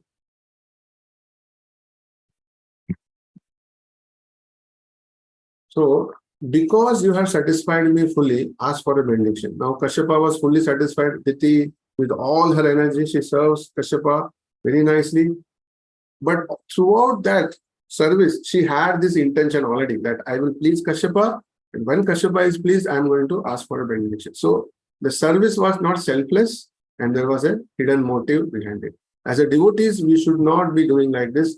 Our service should be without any motivation. From Rupa Goswami's verses we learned, right? The definition of pure devotional service is what is that verse? So we should not have any motivation or desires behind service to the Supreme Lord. So, and then now Kashyapa is saying that because you have satisfied me fully, ask for a benediction. Like Karmis worship various demigods for fulfillment of desire, a chaste wife should worship her husband as a representative of the Supreme Lord. Kashyapa is speaking on this, that for a woman who has, who is very chaste and who has many desires to be fulfilled, she should very chastely serve the husband and worship him. All her desires will be fulfilled. There is nothing which a chaste wife cannot attain in this world or in the next by faithfully serving her husband. So, verse number 37, Diti asks, give me an immortal son who will kill Indra. Okay, the word Indrahanam, Srila Prabhupada explains in the purport in this verse 37. Indrahanam means, there are 2 meanings to Indrahanam, in the way, depending on the way it is pronounced or used in the which context. So, Indrahanam means one who can kill Indra, but it also means one who follows Indra. The word Amrityum refers to the demigods who do not die like ordinary human beings because they have extremely long duration of life. So even though Diti asked to Kashyapa that give me a son who will kill Indra, Kashyapa later on contemplated and give benediction to Diti. Yes, you will have a son. Uses the same word. Well, benediction also, he uses also the same word Indrahanam, but he referred to one who will follow Indra, not kill Indra. So again, some questions in these topics. What recommendations are sometimes given to materially attached persons? Worship of demigods and worship of husband is recommended to people who are materially attached. So somebody may ask a question, why not we worship the Supreme Lord only because Supreme Lord, worshipping Supreme Lord will fulfill our desire. These are specifically mentioned to those people who do not have faith in the Supreme Lord, who are too much materially attached and who wants to have their material goals fulfilled. They are already worshipping and they are already too much involved. So we should not disturb their faith. And indirectly, they are also worshipping the Supreme Lord. And by following Vedic procedures, certainly gradually they will be elevated. But at the same time, if there is an opportunity, if you see that they are conducive and they can take up to the instruction, then also we should instruct them for taking to devotional service to the Supreme Lord. How did Diti pursue her plan for pursuing Indra, punishing Indra? She served the husband faithfully, fully pleased him, and brought him under full control, and then asked for a boon to get a son who will kill Indra. Why are the demigods sometimes called as Amara or one who has no death? Because the duration of their life is very, very long as compared to human beings. So now we'll go to verse number 38 to 43. Kashyapa's lamentation and contemplation. So now we dynasty of Aditi, we saw the dynasty of Diti, when Parikshit Maharaj asks the question, how Maruts were born, then the background is explained. Then Diti's thought, how she's envious, and her contemplation, her service to Kashyapa, and then she asked for a boon. Now, Kashyapa is lamenting after asking her. Kashyapa already told, ask me whatever you want, I will fulfill. Without knowing her intention, he already promised, whatever you ask, I will give you. Now he cannot go back. Okay. Can you all tell me a similar situation from the scriptures where a husband, gives benediction to the wife and says, ask me whatever you want, I fulfill. And later on, he lamented very much, and it took his life also. Kaikeyi. Dasharatha. Yes. Very, very true. So this is the point here, that one should not promise without knowing. It doesn't matter how dear they are, how close they are, how wonderful they are. Better to always know before giving some promise. So 1 minute, somebody has posted in the chat. Dasharatha, okay. Upon hearing Diti's request, Kashyapa Muni was very much aggrieved. Alas, he lamented. Now I face the danger of impious act of killing Indra. So now Kashyapa cannot go back because he has already promised, and he cannot go back. And at the same time, he thinks that, if I fulfill this promise, I will become a sinful person by becoming instrument in killing Indra. So what should be done? When he heard that she wanted his son to kill Indra, his jubilation was immediately reduced to nothing. Till that time, he was so happy. Oh, I have such a wonderful wife. She has served me so nicely. But then again, all his happiness went away. So I have now become too much attached to material enjoyment. My mind has been attracted by the illusory energy of the Supreme Personality of Godhead in the form of a woman, my wife. I am surely a wretched person who will glide down towards the hell. Women are generally very beautiful and attractive from outside, but the heart may be like sharp blade of razor. So this is given in the translations, and the verses itself mentions like that. So basically, describing a materialistic person, people who are materialistically attached and who are envious and who have personal desires to be fulfilled. Correct? Anyone who is blinded by self-interest will deal with others as if they are very dear to them, but just to fulfill their own desires, they can be the cause of death. Since I have promised, I cannot go back. But at the same time, Indra do not deserve to be killed. So I have a suitable solution. So this is what Kashyapa is thinking. Finally, he comes to a conclusion. Okay, I have to give the benediction, but at the same time, I cannot kill Indra. So I will come up with some solution. Then immediately, what does he do? So we discussed verses from 38 to 43. So now we are discussing some important points from same verses 38 to 43 from the purports. Now this whole chapter is basically a storyline. So there is not much, unlike the previous chapter, which now recently Subhangi Mataji told, that's basically a whole philosophical chapter. There is no much story. It's only Chitraketu being cursed, and then the whole point is philosophical. What was the mentality? What should be the dealing? What should be the thought process, and what is the remedy? But unlike that, this particular chapter is mostly the storyline. But in a few places, Srila Prabhupada is giving some purpose and explanation. So I have taken those important points from the purpose so that we will also keep that in mind. The natural instinct of a woman is to enjoy the material world. She induces her husband to enjoy this world by satisfying his tongue, belly, and genitals. To be a householder is very risky unless one is trained and the wife is a follower of a husband. Husband should be trained at the very beginning of his life. Prabhupada quotes this in the purport. A relationship between a husband and a wife without spiritual consciousness, but strictly for self-gratification, is not at all good. Why Prabhupada is mentioning all this? Because Kashyapa fell prey to Diti's trap, So Srila Prabhupada is trying to explain. If husband is an expert in Bhagavad Dharma, devotional service, then when he marries, if his wife is faithful to her husband and follows him in such life, the relationship between husband and wife is very desirable. Krishna consciousness is meant for anyone, whether one is a man or woman does not matter.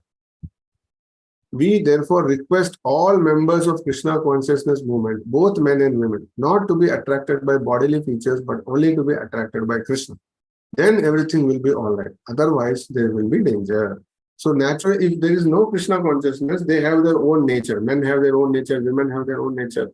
And then they are more involved in the bodily concept. So all these things will apply.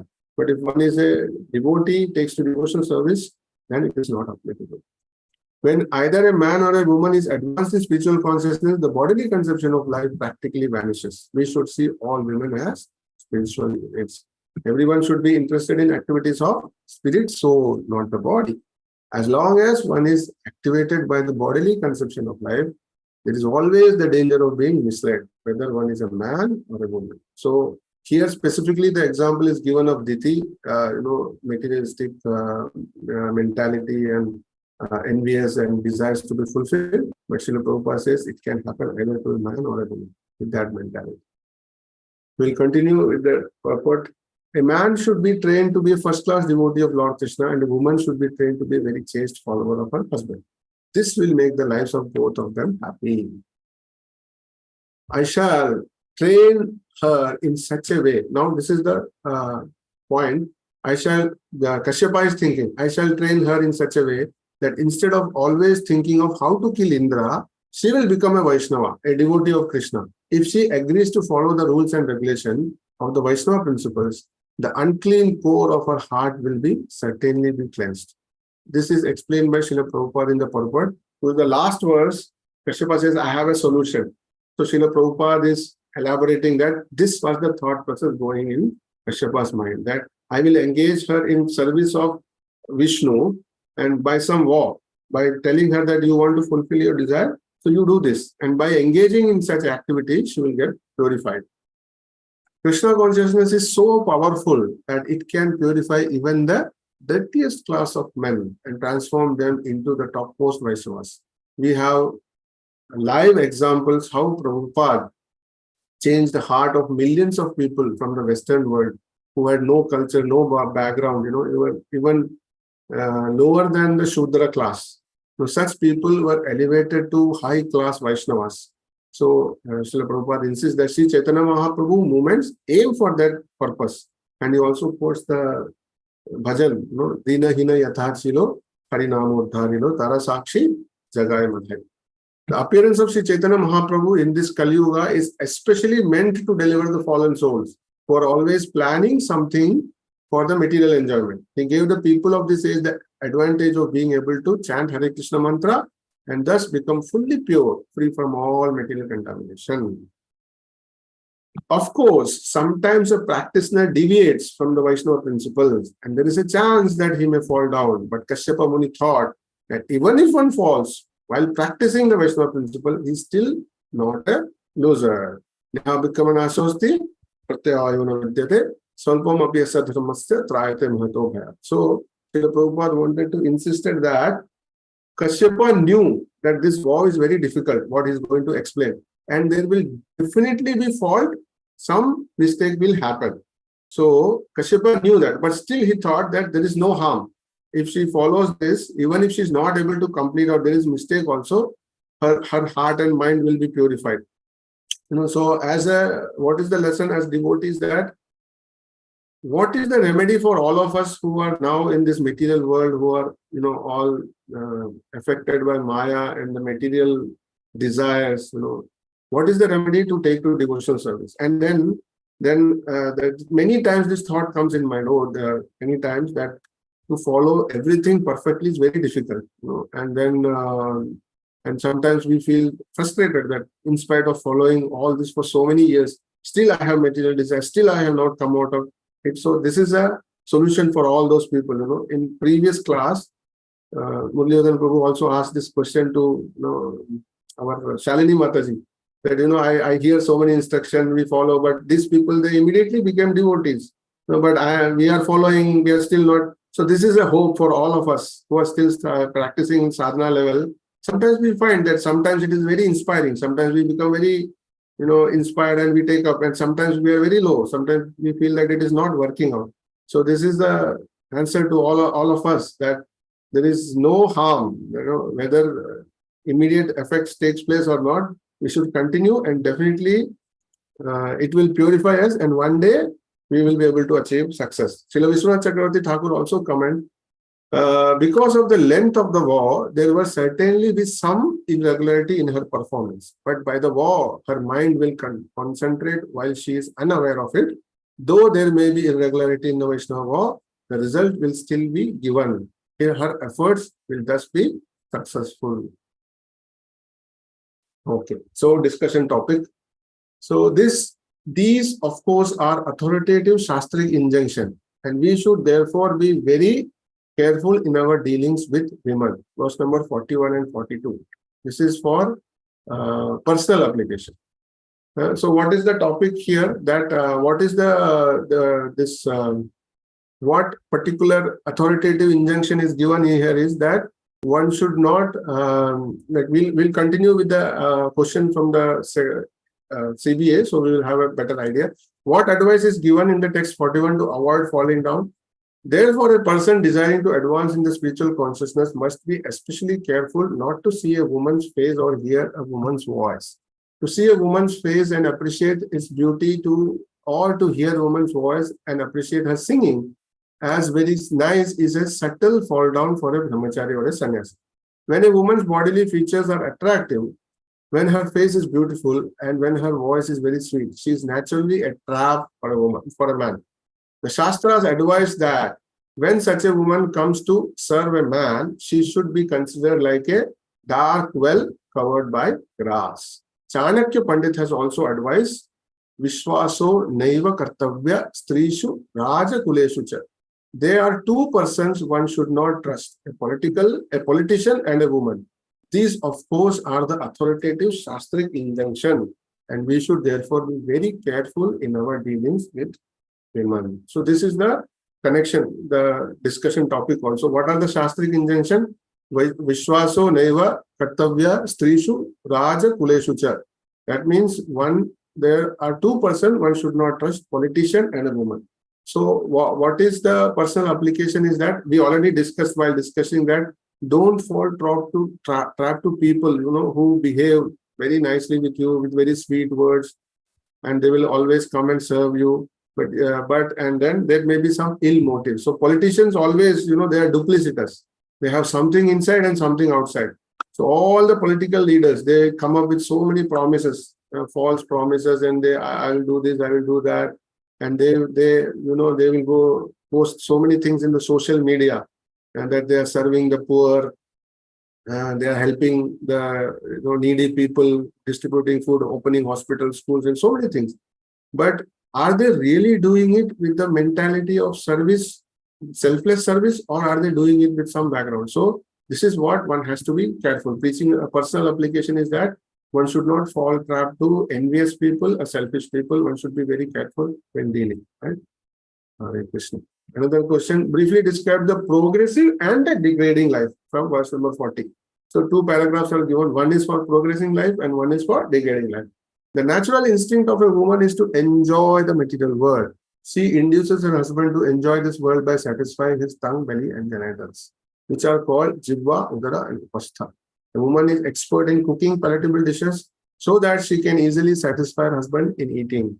When one eats nicely, his belly is satisfied, and as soon as his belly is satisfied, the genitals become strong, especially when a man is accustomed to eating meat and drinking wine, and similarly passionate things, he certainly becomes sexually inclined. It should be understood that sexual inclinations are meant not for future progress, but for gliding down to hell. So this is the example of a degrading family life. What is the example of progressive? A husband should be trained at the very beginning of his life.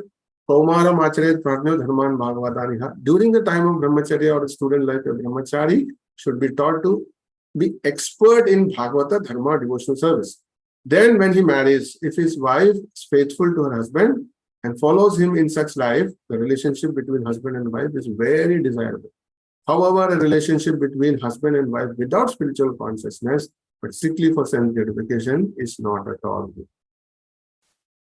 Another question, what solution did Kashyapa devise to counter his difficulty? Kashyapa Muni concluded, Diti is eager to have a son who can kill Indra since she is a woman after all and is not very intelligent. I shall train her in such a way that instead of always thinking of how to kill Indra, she will become a Vaishnava, a devotee of Krishna. If she agrees to follow the rules and regulations of Vaishnava principles, the unclean core of her heart will certainly be cleansed. These verses, currently we are discussing up to, verses number 38 to 48, I think. So these particular analogies are also in these verses. Can somebody read that first analogy? Hare Krishna. Sorry, Nadashruti, continue. No, Mataji, please go ahead. Hare Krishna. 6.18.41. A woman's face is as attractive and beautiful as a blossoming lotus flower during autumn. Her words are very sweet and they give pleasure to the ear. But if we study a woman's heart, we can understand it to be extremely sharp, like the blade of a razor. In these circumstances, who could understand the dealings of a woman? Hare Krishna. So there is straightforward. We already discussed like how we should be careful while dealing with envious and selfish people. Okay, the second analogy can also be read by somebody. When such a man comes to serve a man, when such a woman, comes to serve a man, she should be considered to be like a dark well covered by grass. In the fields there are many such wells, and a man who does not know about them drops through the grass and falls down. So basically it is talking about duplicitous people who are something from outside and something else from inside. Both the analogies refer to the same thing. Right? Now verse number 44 to 54. Kashyapa instructs Diti in Pumsavana Vrata, do's and don'ts. Thinking in this way, what way? That, oh, she has asked, I have to fulfill. Kashyapa became somewhat angry and spoke to Diti.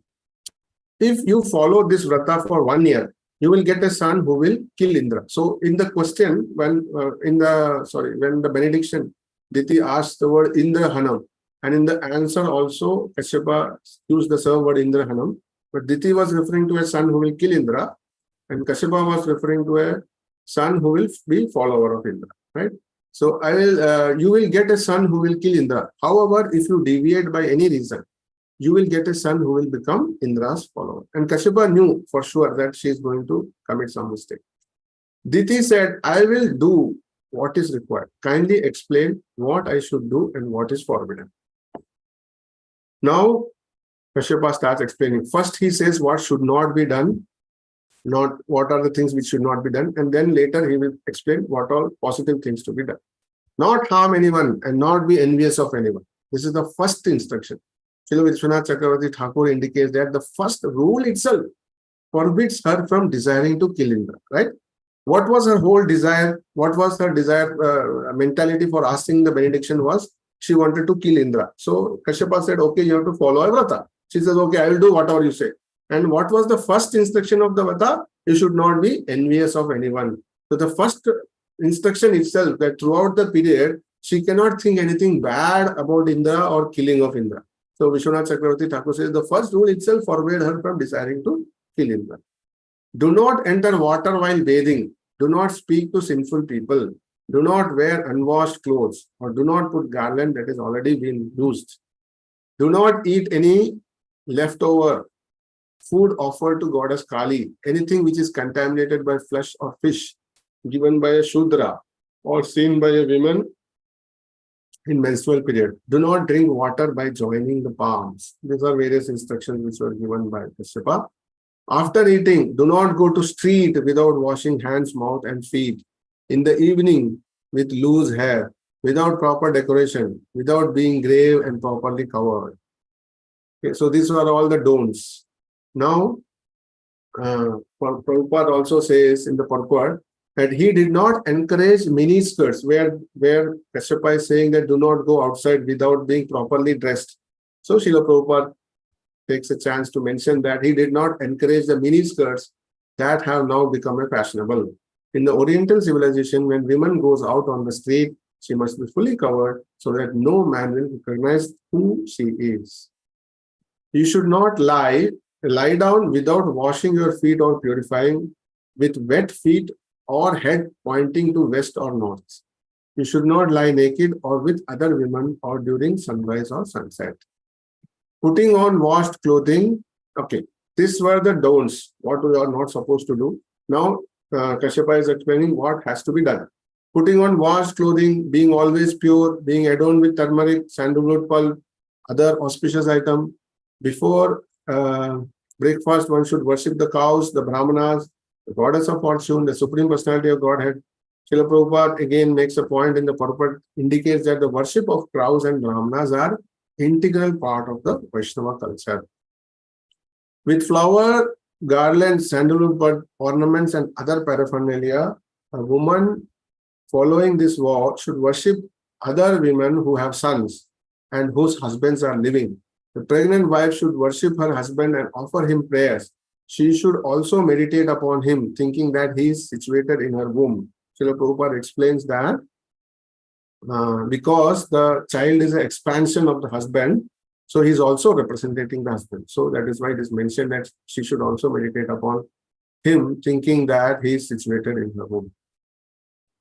Okay, so that was the description. Now, verse number 55, Diti became pregnant and started following the vow very strictly. So it is 7:30 now, 2 minutes are left. I would ask Buddhivadana Prabhu. Prabhuji, should we continue or should we stop? I know you're in the mood to continue, but let us stop it. And there's some question is there from Sachi Mataji. You can see that chat box. Then we'll continue tomorrow because there's not much purport is there, this topic further. So we'll be able to finish tomorrow itself. Hare Krishna. Yeah, so this same question came in mind also. So I don't have any specific explanation from the Prabhupada, but what I thought personally was that, this is applicable if you are using a small collected water, and if one enters into that water, it is contaminated, and then you should not use the same water for bathing. But it is not applicable to places where like you're bathing in rivers or ponds or lakes, because it is a huge water body and it does not apply there. But usually if you are using a collected water, in your house or somewhere, and if you enter that water, it is contaminated. And if you use the same water for bathing, it is not good. That is what I understand. If somebody has any other understanding, they can explain.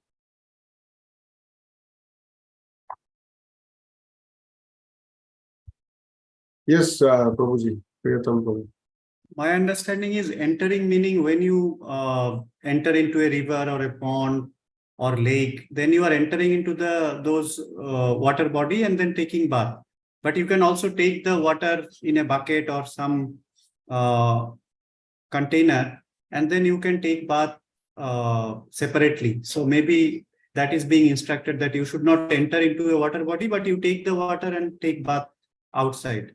That can be thought about it, but at the same time, see, as Vaishnavas, we are told to, when we go to river Ganges, we pray, we obey senses, and then we take dip in the holy river. That is also their instruction. So that way, it is not said that we should never enter the river or pond for taking bath. No, but this is being instructed by Kashyapa as a vrata. So we are talking about for that particular vrata, not as a general rule. Maybe it can be taken that way. Not only the related vrata, for example, that after eating food, it's mentioned that you should wash your feet, wash your mouth, and it's a hands. Yeah. is followed actually. Even after cleaning the place, without cleaning place, you're not supposed to leave the place. And you without washing your eating plates, you're not supposed to leave the house. These are some instructions there for regular day-to-day life or such. Yes, Subhangi Mataji. Prabhuji, this is only my thinking. What I was thinking is usually when the ladies go into the water for bathing, they spend a lot of time. They play sports, and so I was thinking use that time for concentrating on the Supreme Lord. So you just meditate on that. Don't go for sporting more. So you just take bath fast and come back. So this could also be another point, Prabhuji. Don't go into the water because then we will start to miss out and we'll play. So this also could be a reason.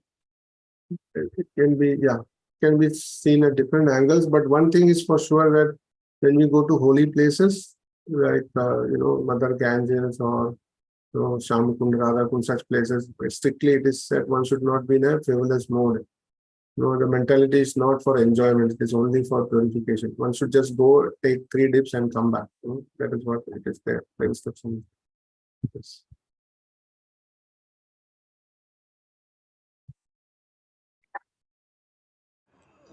Prabhuji, here it comes the Indra, 11th son of Indra, it comes. It's the same Indra what you are referring here, or different Indra? Because his wife is called Polomi. It is the same Indra, Prabhuji. The wife, somewhere it is mentioned that she was also known as Shachi. So Indra's wife, yeah. Same Indra. Yes. Then the Simhika is the same Ramayana Simhika or different Simhika? Sorry, Prabhuji? That Simhika. No, that Simhika which Hanuman kills is a different Simhika. Yeah. This Simhika, this daughter of, actually Simhika was Hiranyaksha's sister. Sorry. So, yeah. So this now again I got a little confused. So now Hiranyaksha had these sons, Prahlada, Anulada, Samlada, like that. And Simhika was actually sister of Hiranyaksha and Hiranyakashipu. Simhika was auntie of Prahlad. So Hiranyakashipu, and she had a benediction. She had a benediction that she will not be affected by fire. She had a benediction that she will not be affected by fire. So Hiranyakashipu also tries to kill Prahlad she tells her to take him on the lap. Again, laptop problem, Prabhuji. She tells her to take on the lap and sit in the fire.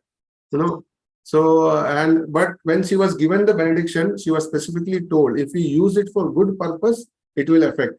But if you use it for bad purpose, it will destroy her. So she forgets that. And she takes Prahlad and sits in the fire. And Prahlad, nothing happens to Prahlad, and she burns herself.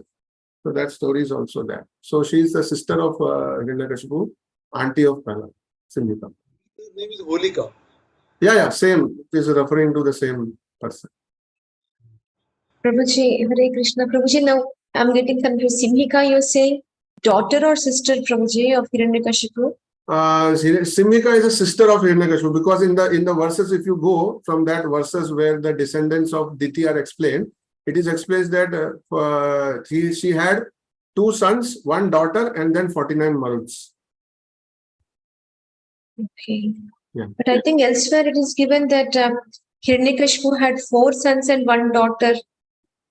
Daughter is Simhika. Okay, let us go. Anyway, let us We will check. Maybe we'll have to go through the verse also. Yeah. We will go through the verse and we'll clarify the next class. Yeah. Prabhu, and also Prabhu, I think we can go till 8 today. The reason being tomorrow His Holiness Vamaswami Maharaj is coming. Wow. So it is better we finish as much. I'm not saying that you have to finish a chapter today, but how many ever verses you can finish, you can do, so that tomorrow we can quickly wind up if possible, even by 7 o'clock, so that everybody can go to attend Maharaj's class at the villa. No problem. I have no issues with it. Muralidhara Prabhu, are you okay, Prabhu? If anybody doesn't have any other commitments. Let us go ahead. Yeah, we can go up to 8, and so that early it will finish tomorrow, because 18th verses or 18th chapters, sorry, 19th is only 24 verses. So Prabhu, maybe you can go up to 8, Prabhu. Okay, no problem. I will continue.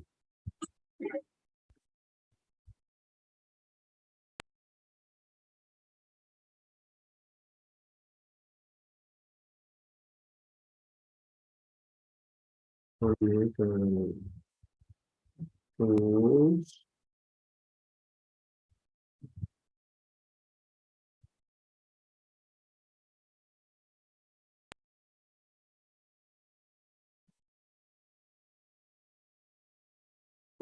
so we will continue. 58 verse, Diti became pregnant and started following the war. 57, now, sorry, 55, 56 to 59, Indra's activity and anxiety. So knowing the intention of Diti, Indra disguised and came to assist her. Became faithful and made all the arrangement for her wars. He was assisting him, bringing flowers, keeping everything ready for the war, paraphernalia for worship and everything. And he became very faithful and dear. So like the hunter disguised as a deer to kill another deer, Indra was waiting for an opportune moment but could not find any mistake, and so he became full of deep anxiety. Vishwanath Chakravarti Thakur indicates this, however, was Indra's misconception. What was Indra's misconception? That he can find some fault. Because since whatever fault exists are nullified by remembering and glorifying Lord Vishnu. Vishwanath Chakravarti Thakur points out that the Vrata itself was worshipping and remembering the Lord Vishnu. So even if there is a mistake, there is actually no mistakes. So, but Indra was thinking that she will commit some mistake and I will get an opportunity.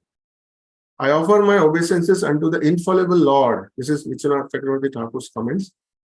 Because simply by either remembering him or chanting his name, all penances, sacrifice, or fruitive activities become perfect. Skanda Puran. There may be discrepancies in pronouncing the mantras and observing the regulative principles because of discrepancies in regard to time, place, and person and paraphernalia. But when your name is chanted, everything becomes faultless. 8.23.16. These 3 points are quoted by Vishwanath Chakravarti. So there is a severe question. What were the possible result of Diti's follow the Himsavan Vrata? Kashyapa says, if she followed strictly, she will get a son who will kill Indra. And if she failed to follow, she would get a son who will follow Indra. This is exactly as per the verse. But what is the inner meaning is that she will get purified. Okay? Whether she follows or not follows, just by engaging in worship with the Lord, she will get purified. What was Indra's scheme to disturb Diti's plan? Indra disguised himself like a hunter who comes in the form of a deer to catch another deer by wearing the skin of the deer. Analogies. Somebody can read this analogy.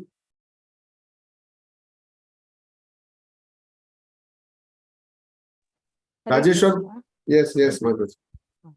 6.18.58. As the hunter of a deer becomes like a deer by covering his body with deer skin and serving the deer, so Indra, although at heart the enemy of the sons of Diti, became outwardly friendly and served Diti in a faithful way. Hare Krishna. Hare Krishna. Thank you. So now verse number 60 to 64. Diti's mistake and birth of Maruts.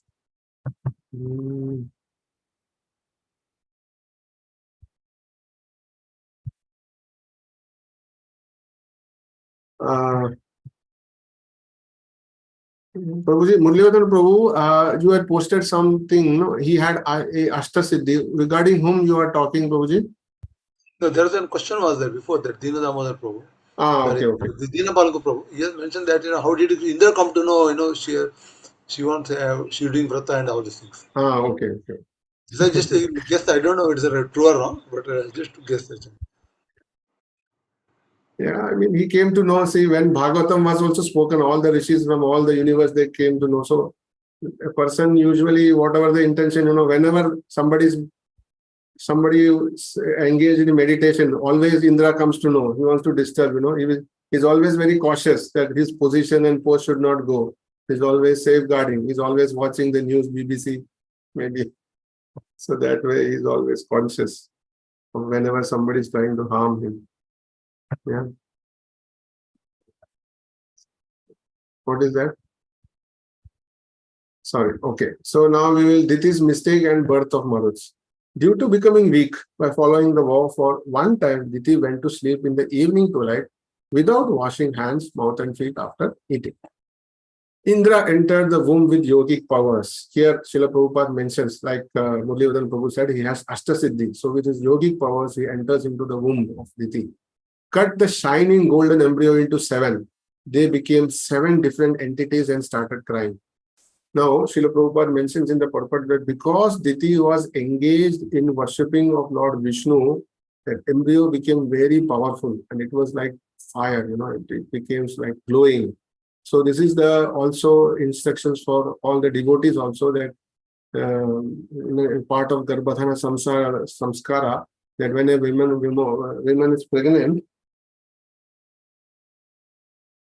woman is pregnant, she should always be engaged in spiritual activities like associating, reading, as much as possible, meditating on the Supreme Lord, and worshipping the Supreme Lord. So this will make the child also very spiritually inclined. Okay, so now Indra told them not to cry and again cut them into 7 more parts. So first he cut the embryo, they all started crying. Indra said, don't cry, and again cut them into 7 more parts. Now they became 49. Being agreed, they pleaded Indra that we are your brothers and followers. Do not harm us. Hearing them, Indra became very pleased. And now verse number 65 to 67, glorification of worshipping the Transcendental Lord.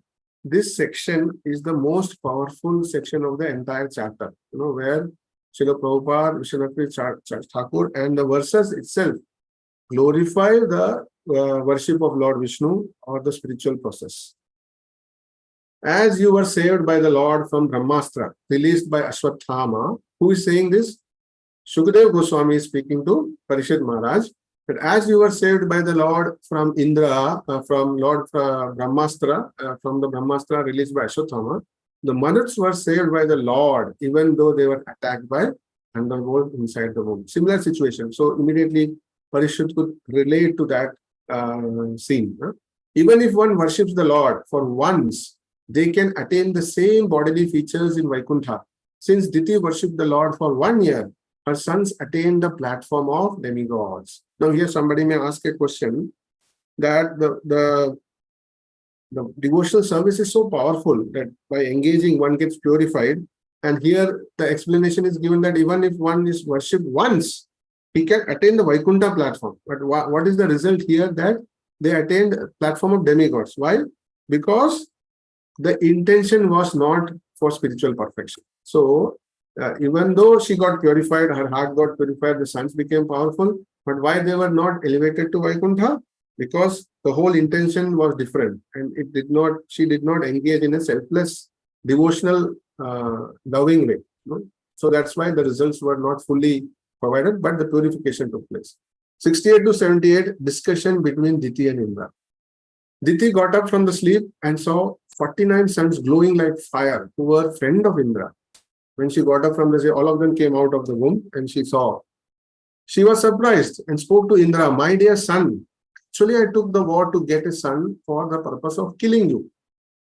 How come they are 49 and they are your followers? Do not speak lie to me. So this is what Diti is saying. She opened her heart. Immediately she saw that actually I took the vow, starting to kill you. But then now all this happened, and can you please explain? She slept, she did not know what is happening.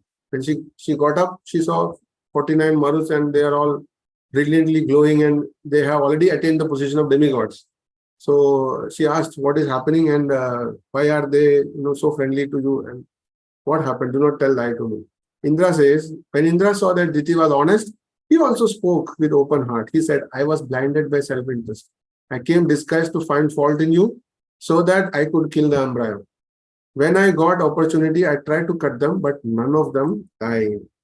Then I was struck with wonder and understood that this was the secondary result of engagement in the worship of Lord Vishnu. Right? So Indra also explains what point we discussed, that even though she engaged in worship of the Lord, but it was not with the right intention. So what benediction she got was only a secondary result, not the final results of engaging in devotional service. Vishwanath Thakur also said that even liberation is only a secondary result. What to speak of promoted to heavenly planets or becoming powerful, even liberation is only a secondary result of devotional service. So even many people who who engage in devotional service thinking that I want to get rid from this material world, I want to go to the spiritual world, or I want to get liberation is also not a proper thought. Srila Prabhupada indicates for one who engages in worshipping of Lord Vishnu, nothing is very wonderful. That means what has happened, that this son did not die. It was Indra was shocked. So for person engaged in devotional service, nothing is wonderful. This is a fact. And Bhagavad Gita, Srila Prabhupada quotes also from 18.78. Now, verse number 68 to 78 continue discussion between Aditi and Indra. I would request Devashini Mataji to chant the shloka. Is he there? Hare Krishna. Aradhanam Bhagavata Ihamana Nirashishah Ye tu necchantyapi param te swartha kushala smrita. You can read the translation also. Yeah, Professor. Although those who are interested only in worshipping the Supreme Personality of Godhead do not desire anything material from the Lord and do not even want liberation, Lord Krishna fulfills all their desires. Hare Krishna. So it is like a reciprocating way. A devotee does not want anything. He does not even desire liberation. But at the same time, Krishna does not leave the devotee. He fulfills all their desires. So, Srila Prabhupada quotes the example of Dhruva Maharaj and also the shloka 2.3.10 Akamo Sarva Kamova Muksha Kamo Dharadi Tivrena Bhakti Yogena Yajeta Purusha Param. Srila Prabhupada says whether one has material desires, desire for liberation, no desire, everyone should engage in the worship of Vishnu.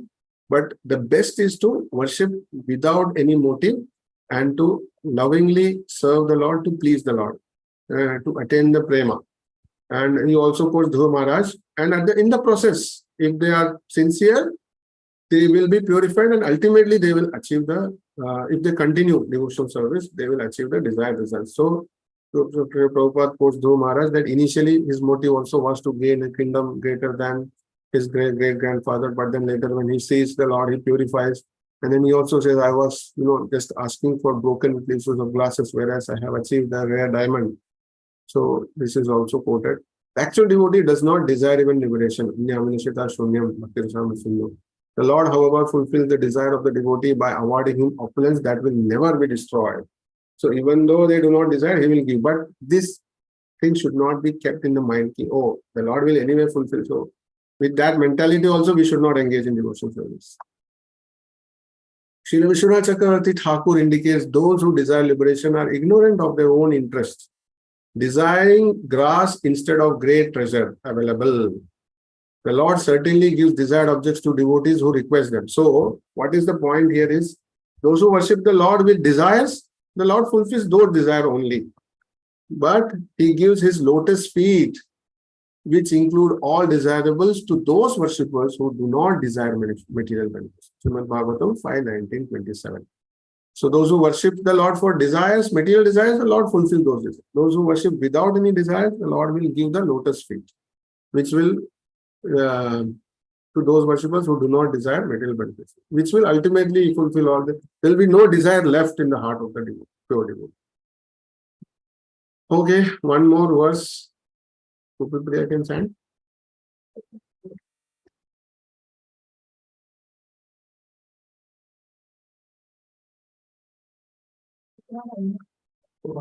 You're not able to unmute. Okay, so somebody else can chant this sloka. Hare Krishna. Yes, Priyatam Prabhu.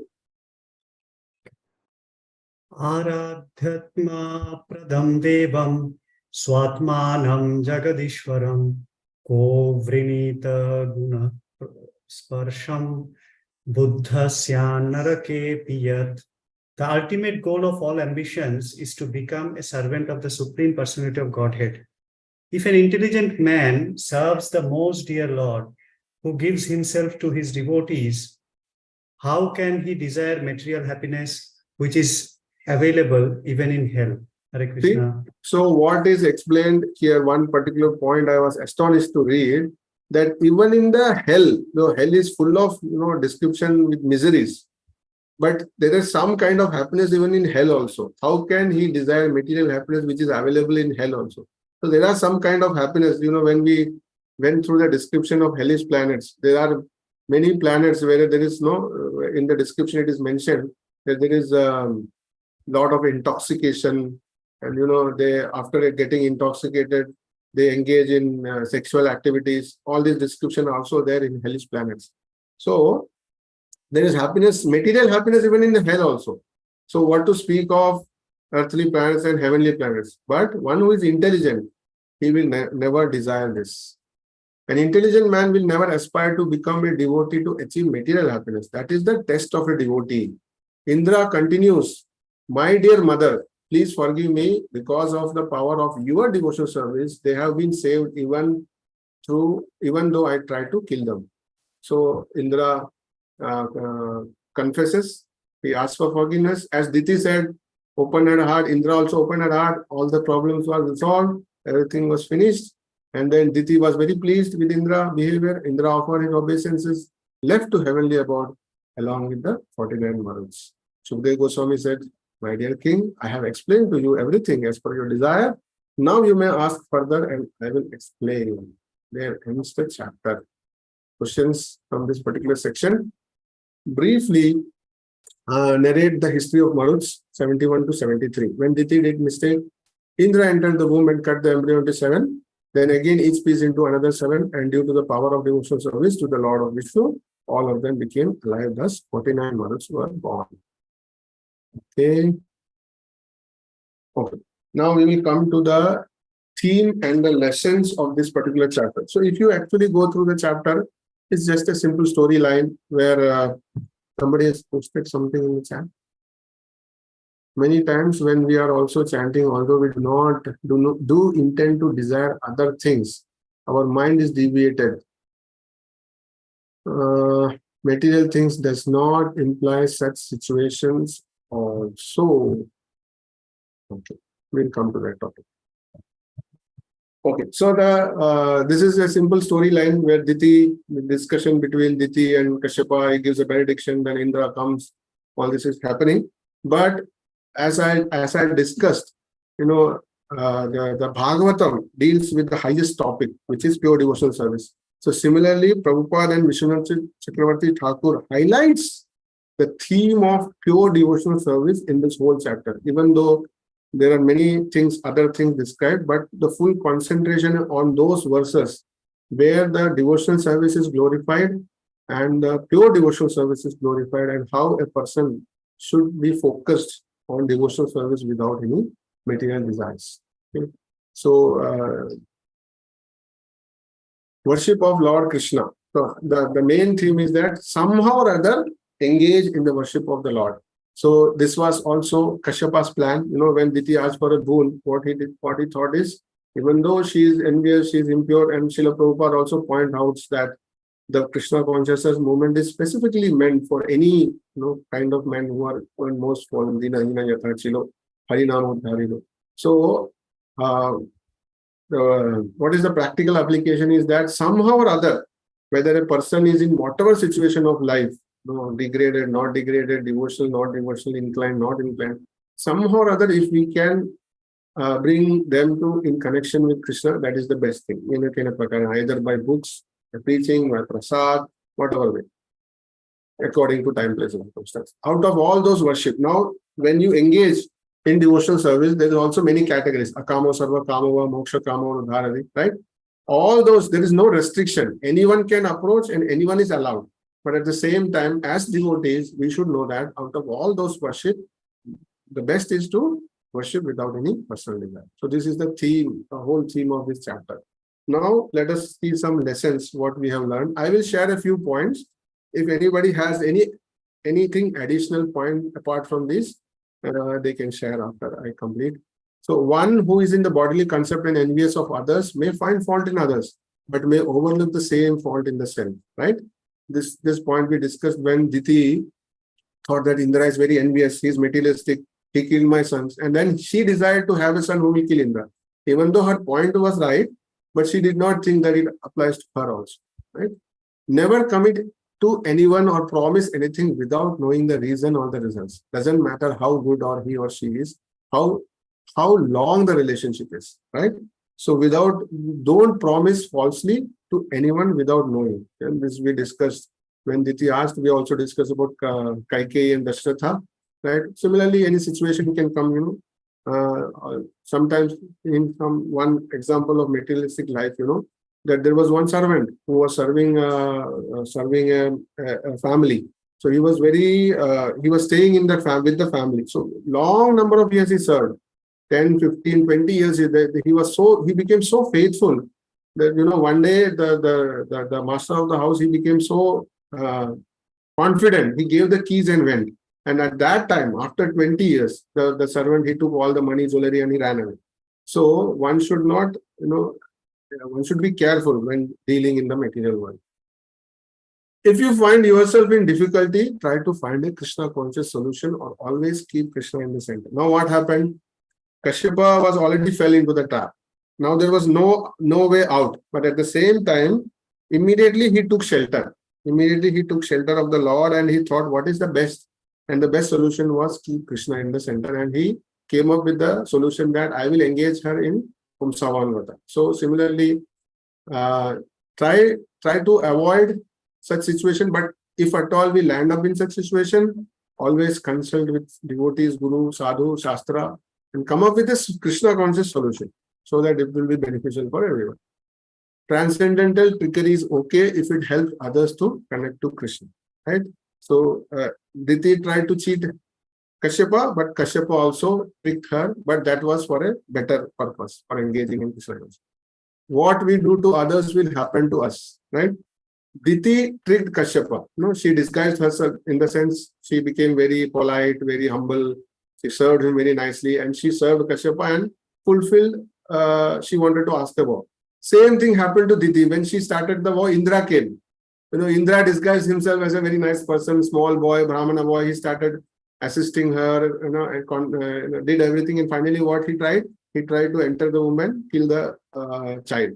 So Diti tried to cheat Kashyapa.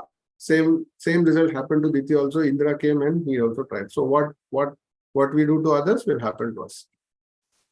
Engaging in devotional service is never a loss. This we discuss in detail. Even if we do not complete or commit a mistake, still it is a gain, gives hopes to all of us. So for all of us who have sometimes frustration that why we are still not getting purified, is that keep trying sincerely, and there is no harm in engaging in devotional service. If without knowledge or with ulterior motives one can get such good results, then what to speak of the results if we perform with sincerity and dedication? This is for devotional service. Diti got so much benediction. She got purified. Her sons became demigods, powerful people. So without ulterior, she did it with ulterior motive, and without knowledge of greatness of devotional service. So what to speak if we all sadhakas engage in devotional service with all our sincerity and dedication? What cannot be achieved? As a devotee, we can always resolve bad relationship by keeping Krishna in the center and engaging in devotional service. In the last section, Diti tried to kill Indra, and Indra also tried to kill all the sons. But when finally Indra came out, Diti was very open-minded. She openly told, right? I was, I tried to kill you. She addressed him as my dear son, because she also got purified by engaging in devotional worship of Lord Vishnu.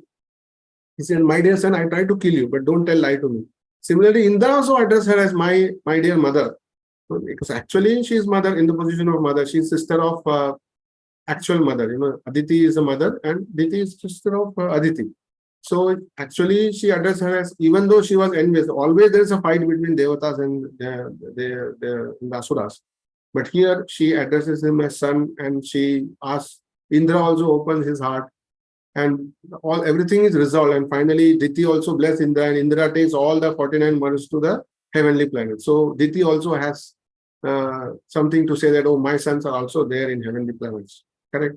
So the basic thing, the main point was both of them were together engaged in devotional service, because Diti was engaged and Indra was assisting, and they both got purified because Krishna was in the center. So this is a lesson for all of us who are already engaged in devotional service. We are all sadhakas, and many times in our life we have many situations where sometimes we envy other devotees. We have some problems.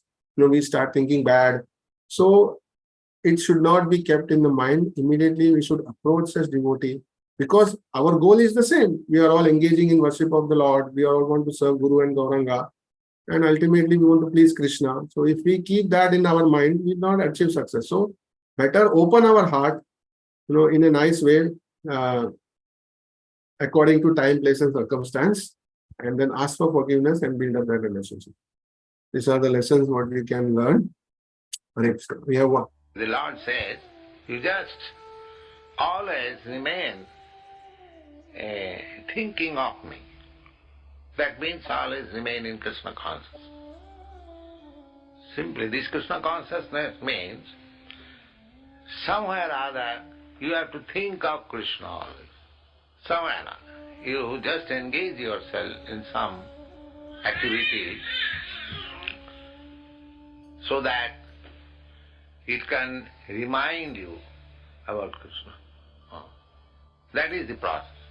Therefore, those who are elevated devotees, in everything they remember Krishna. That is the perfection. Hare Krishna.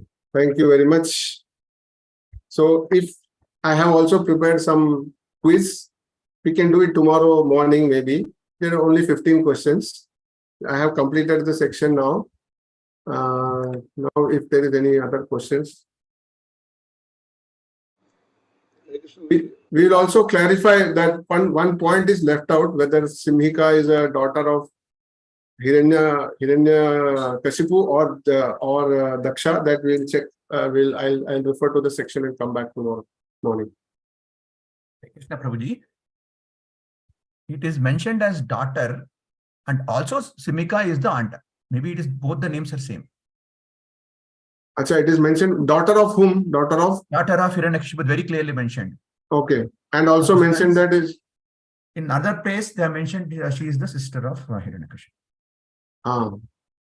So then somebody, then we need to refer to some higher authorities. Maybe we can Sachi Mataji can check with maybe somebody from Mayapur Institute and get it clarified.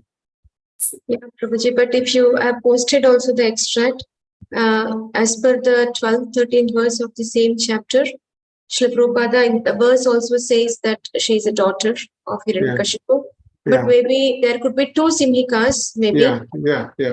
Or as I understand, Holika is a sister. It's not, Holika is sister of Hiranyakashipu and Simhika is a daughter. And he places Prahlada on the lap of Holika. But nevertheless, we'll check. Revelation Prabhu, is it mentioned in here only in this particular section that she's sister? No. Other section, Prabhu, and also very clearly mentioned Holika are Simhika. Simhika, that is what. Okay, so some places Holika is also called as Simhika, maybe. Yeah, so actually he had a sister. This particular section where the description of the descendants are given, Simhika is the daughter of Diti. No, Hiranyakashipu. Hiranyakashipu. So as Prabhuji, as per this chapter, as per the descendants, Simhika is the daughter of Hiranyakashipu. Okay. Yeah, 4 sons and 1 daughter.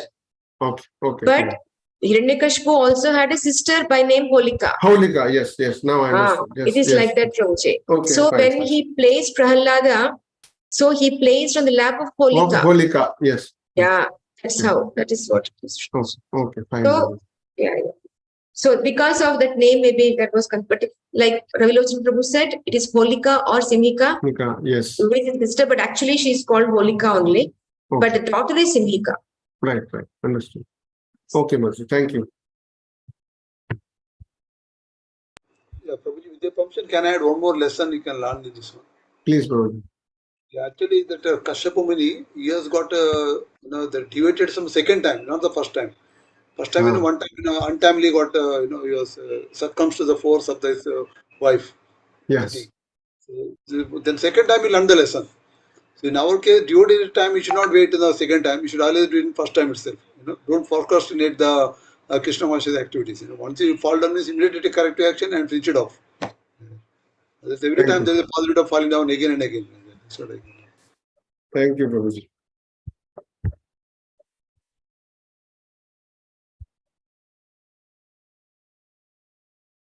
Any other comments? Any Yeah, other it's a questions? wonderful section, Prabhuji. Thanks a lot. You have covered in within a nice Yeah. 1.5 hours. And it's a good presentation. Very nice. Very good.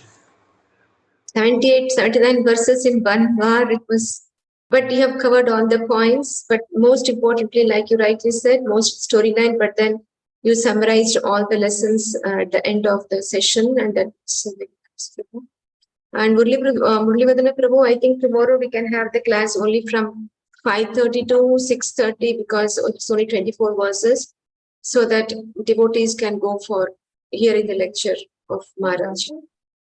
You can finish it up because there's a small chapter and nothing much explained in that actually. So And they can finish. If time permits, we can do the quiz if it is okay. Yeah, we can first finish the quiz followed by the chapter, or let the chapter finish off at the end the quiz. In that way, we are finishing the whole session and we can cut off by 6:30 kg. So I think that has to be informed to Raghunandan Prabhu. I think 19th chapter is allocated for Raghunandan Prabhu. You may send the message on the group, Prabhuji. We know somebody has put a question. That question is pending in chat box. What question is pending, Dinapalak Prabhu? Okay. Mamta Mataji's question, right? Yes, Prabhu. Okay. So Mamta Mataji asked that while chanting, also some thoughts come in the mind or deviates. So does it also falls under the material desires? Is it right, Mamta Mataji? Can you clarify the question?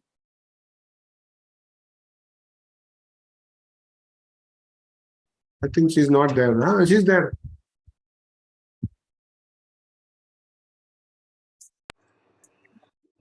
I think she got section is on, but she's not there in the section. Interesting. Okay, so I think that desires we cannot, thoughts we cannot stop from coming in the mind. But the thing is, if we contemplate dhyato vishaya pumsa and try to fulfill those desires, then it is wrong. Because thoughts, the mind is such an obstinate, and we cannot stop. Mind. It is difficult. Arjuna also said, "I cannot control the mind. I can control the wind, but I cannot control the mind." But what is the solution Krishna gives is continuous practice and detachment. Abhyasena kaunteya vairagena cha griyate. So thoughts may come, thoughts will keep on coming. Like in our devotional service also, many times we have material desires also. It comes. But we should not contemplate, we should not give a boost to it. Bhaktivinoda Thakur also says that beat the mind with the broom, and you get up in the morning and before going to sleep, beat with the shoes. So like that, continuously hammer by practice, by detachment and purifying association of devotees. So don't develop those desires. If the desire comes, just ignore it, or engage, develop positive desires to serve, to please Krishna, and to engage. I think that will help us. If anybody has any other suggestions or opinion, they can share. Bhaktivinoda Thakur or Bhakti Siddhanta Saraswati Thakur? Bhakti Siddhanta Saraswati Thakur. Bhakti Siddhanta Saraswati Thakur. My wife clarified. Beating with the shoes means, Prabhuji, chanting Hare Krishna Maha Mantra while, before going to sleep and getting up. And getting up also chanting Hare Krishna Maha Mantra. Hare Krishna, Prabhu, but then what is the beating with broom? There are two things, beating with shoes and beating with broom. Eating prasadam. Kripalu Babu, you have any answer? Actually, I have read that it is not broom, it is only shoe only in the morning and evening. It is broom? Okay, Mataji is saying, yeah. In one of the, I think in the previous chapter, which I have done, I think it's a 12th chapter or something. Of, in that it is, Bhaktisiddhanta, that one of the shloka, it is mentioned, it is only shoe, actually. That's what I have. Never mind. The purpose is that don't listen to the mind. You say that particular verse also in Bhagavad Gita 6th chapter, that mind can be your friend and your enemy, right? If don't listen to your mind, make mind listen to yourself. Spiritual, with the spiritual intelligence. That is, yes, Shubhangi Matas. Hare Krishna Prabhuji, pranams. Not it with related to chanting, but with related to material desires when we are performing bhakti. Actually, in 11th canto, there's a very famous verse. I forgot the verse, Prabhuji. I was trying to remember, but I do not. But maybe I'll get it later and post it in the group. It's a very famous verse which Krishna says to Lord Krishna says to Uddhava. He says that sometimes when we are practicing bhakti, there may be a possibility that you are very much attached to a material desire. But the intention with which you started doing devotional service, if it is to attain the Lord's lotus feet, and in between you get this material desire because of your past impressions or your swabhava, you cannot change it. And the example given by Jiva Goswami is that a person suddenly, when he is doing bhakti, he gets a lottery ticket, and he, because of bhakti, opulence is already a natural byproduct. He gets 1 crore rupees as a prize money. So he has a strong desire to use that for his own sense gratification. That is not wrong, because Krishna will not get offended by it. Because of your past impressions, you have developed that material desire and you have a sudden urge to enjoy. So either Krishna will take action by satisfying your desire or by purifying it, depending on your level of bhakti. So we need not get worried about it. We just have to continue doing bhakti, irrespective of whatever desires we get. Krishna decides what to do with us at a later stage. So this is not exactly related to chanting, but in the path of bhakti. So this I just wanted to say. Thank you. So desires or may come, we should not get discouraged. Continue with the desire of pleasing Krishna. Hare Krishna. Thank you.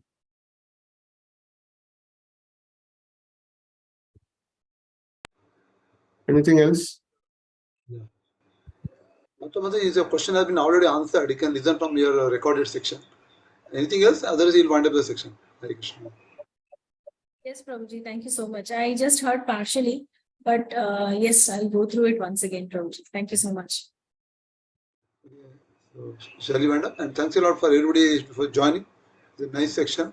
In fact, I remember in the first section, it's on 14th January, this one. When you started Pura Sadhyaya, the fourth canto, first chapter by Sachi Mataji. So today or tomorrow you're going to end up Balram Jayanti. Thanks a lot everybody for joining this section. And Vanchakal Purvascha Kripa Sindhu Devacha Patita Nam Pavane Bhi Vaishnavi Namo Namo Vaishnavanda Ki Jai Kantarachi Bhavata Shri Prabhupada Ki Jai. Jai. Thank you.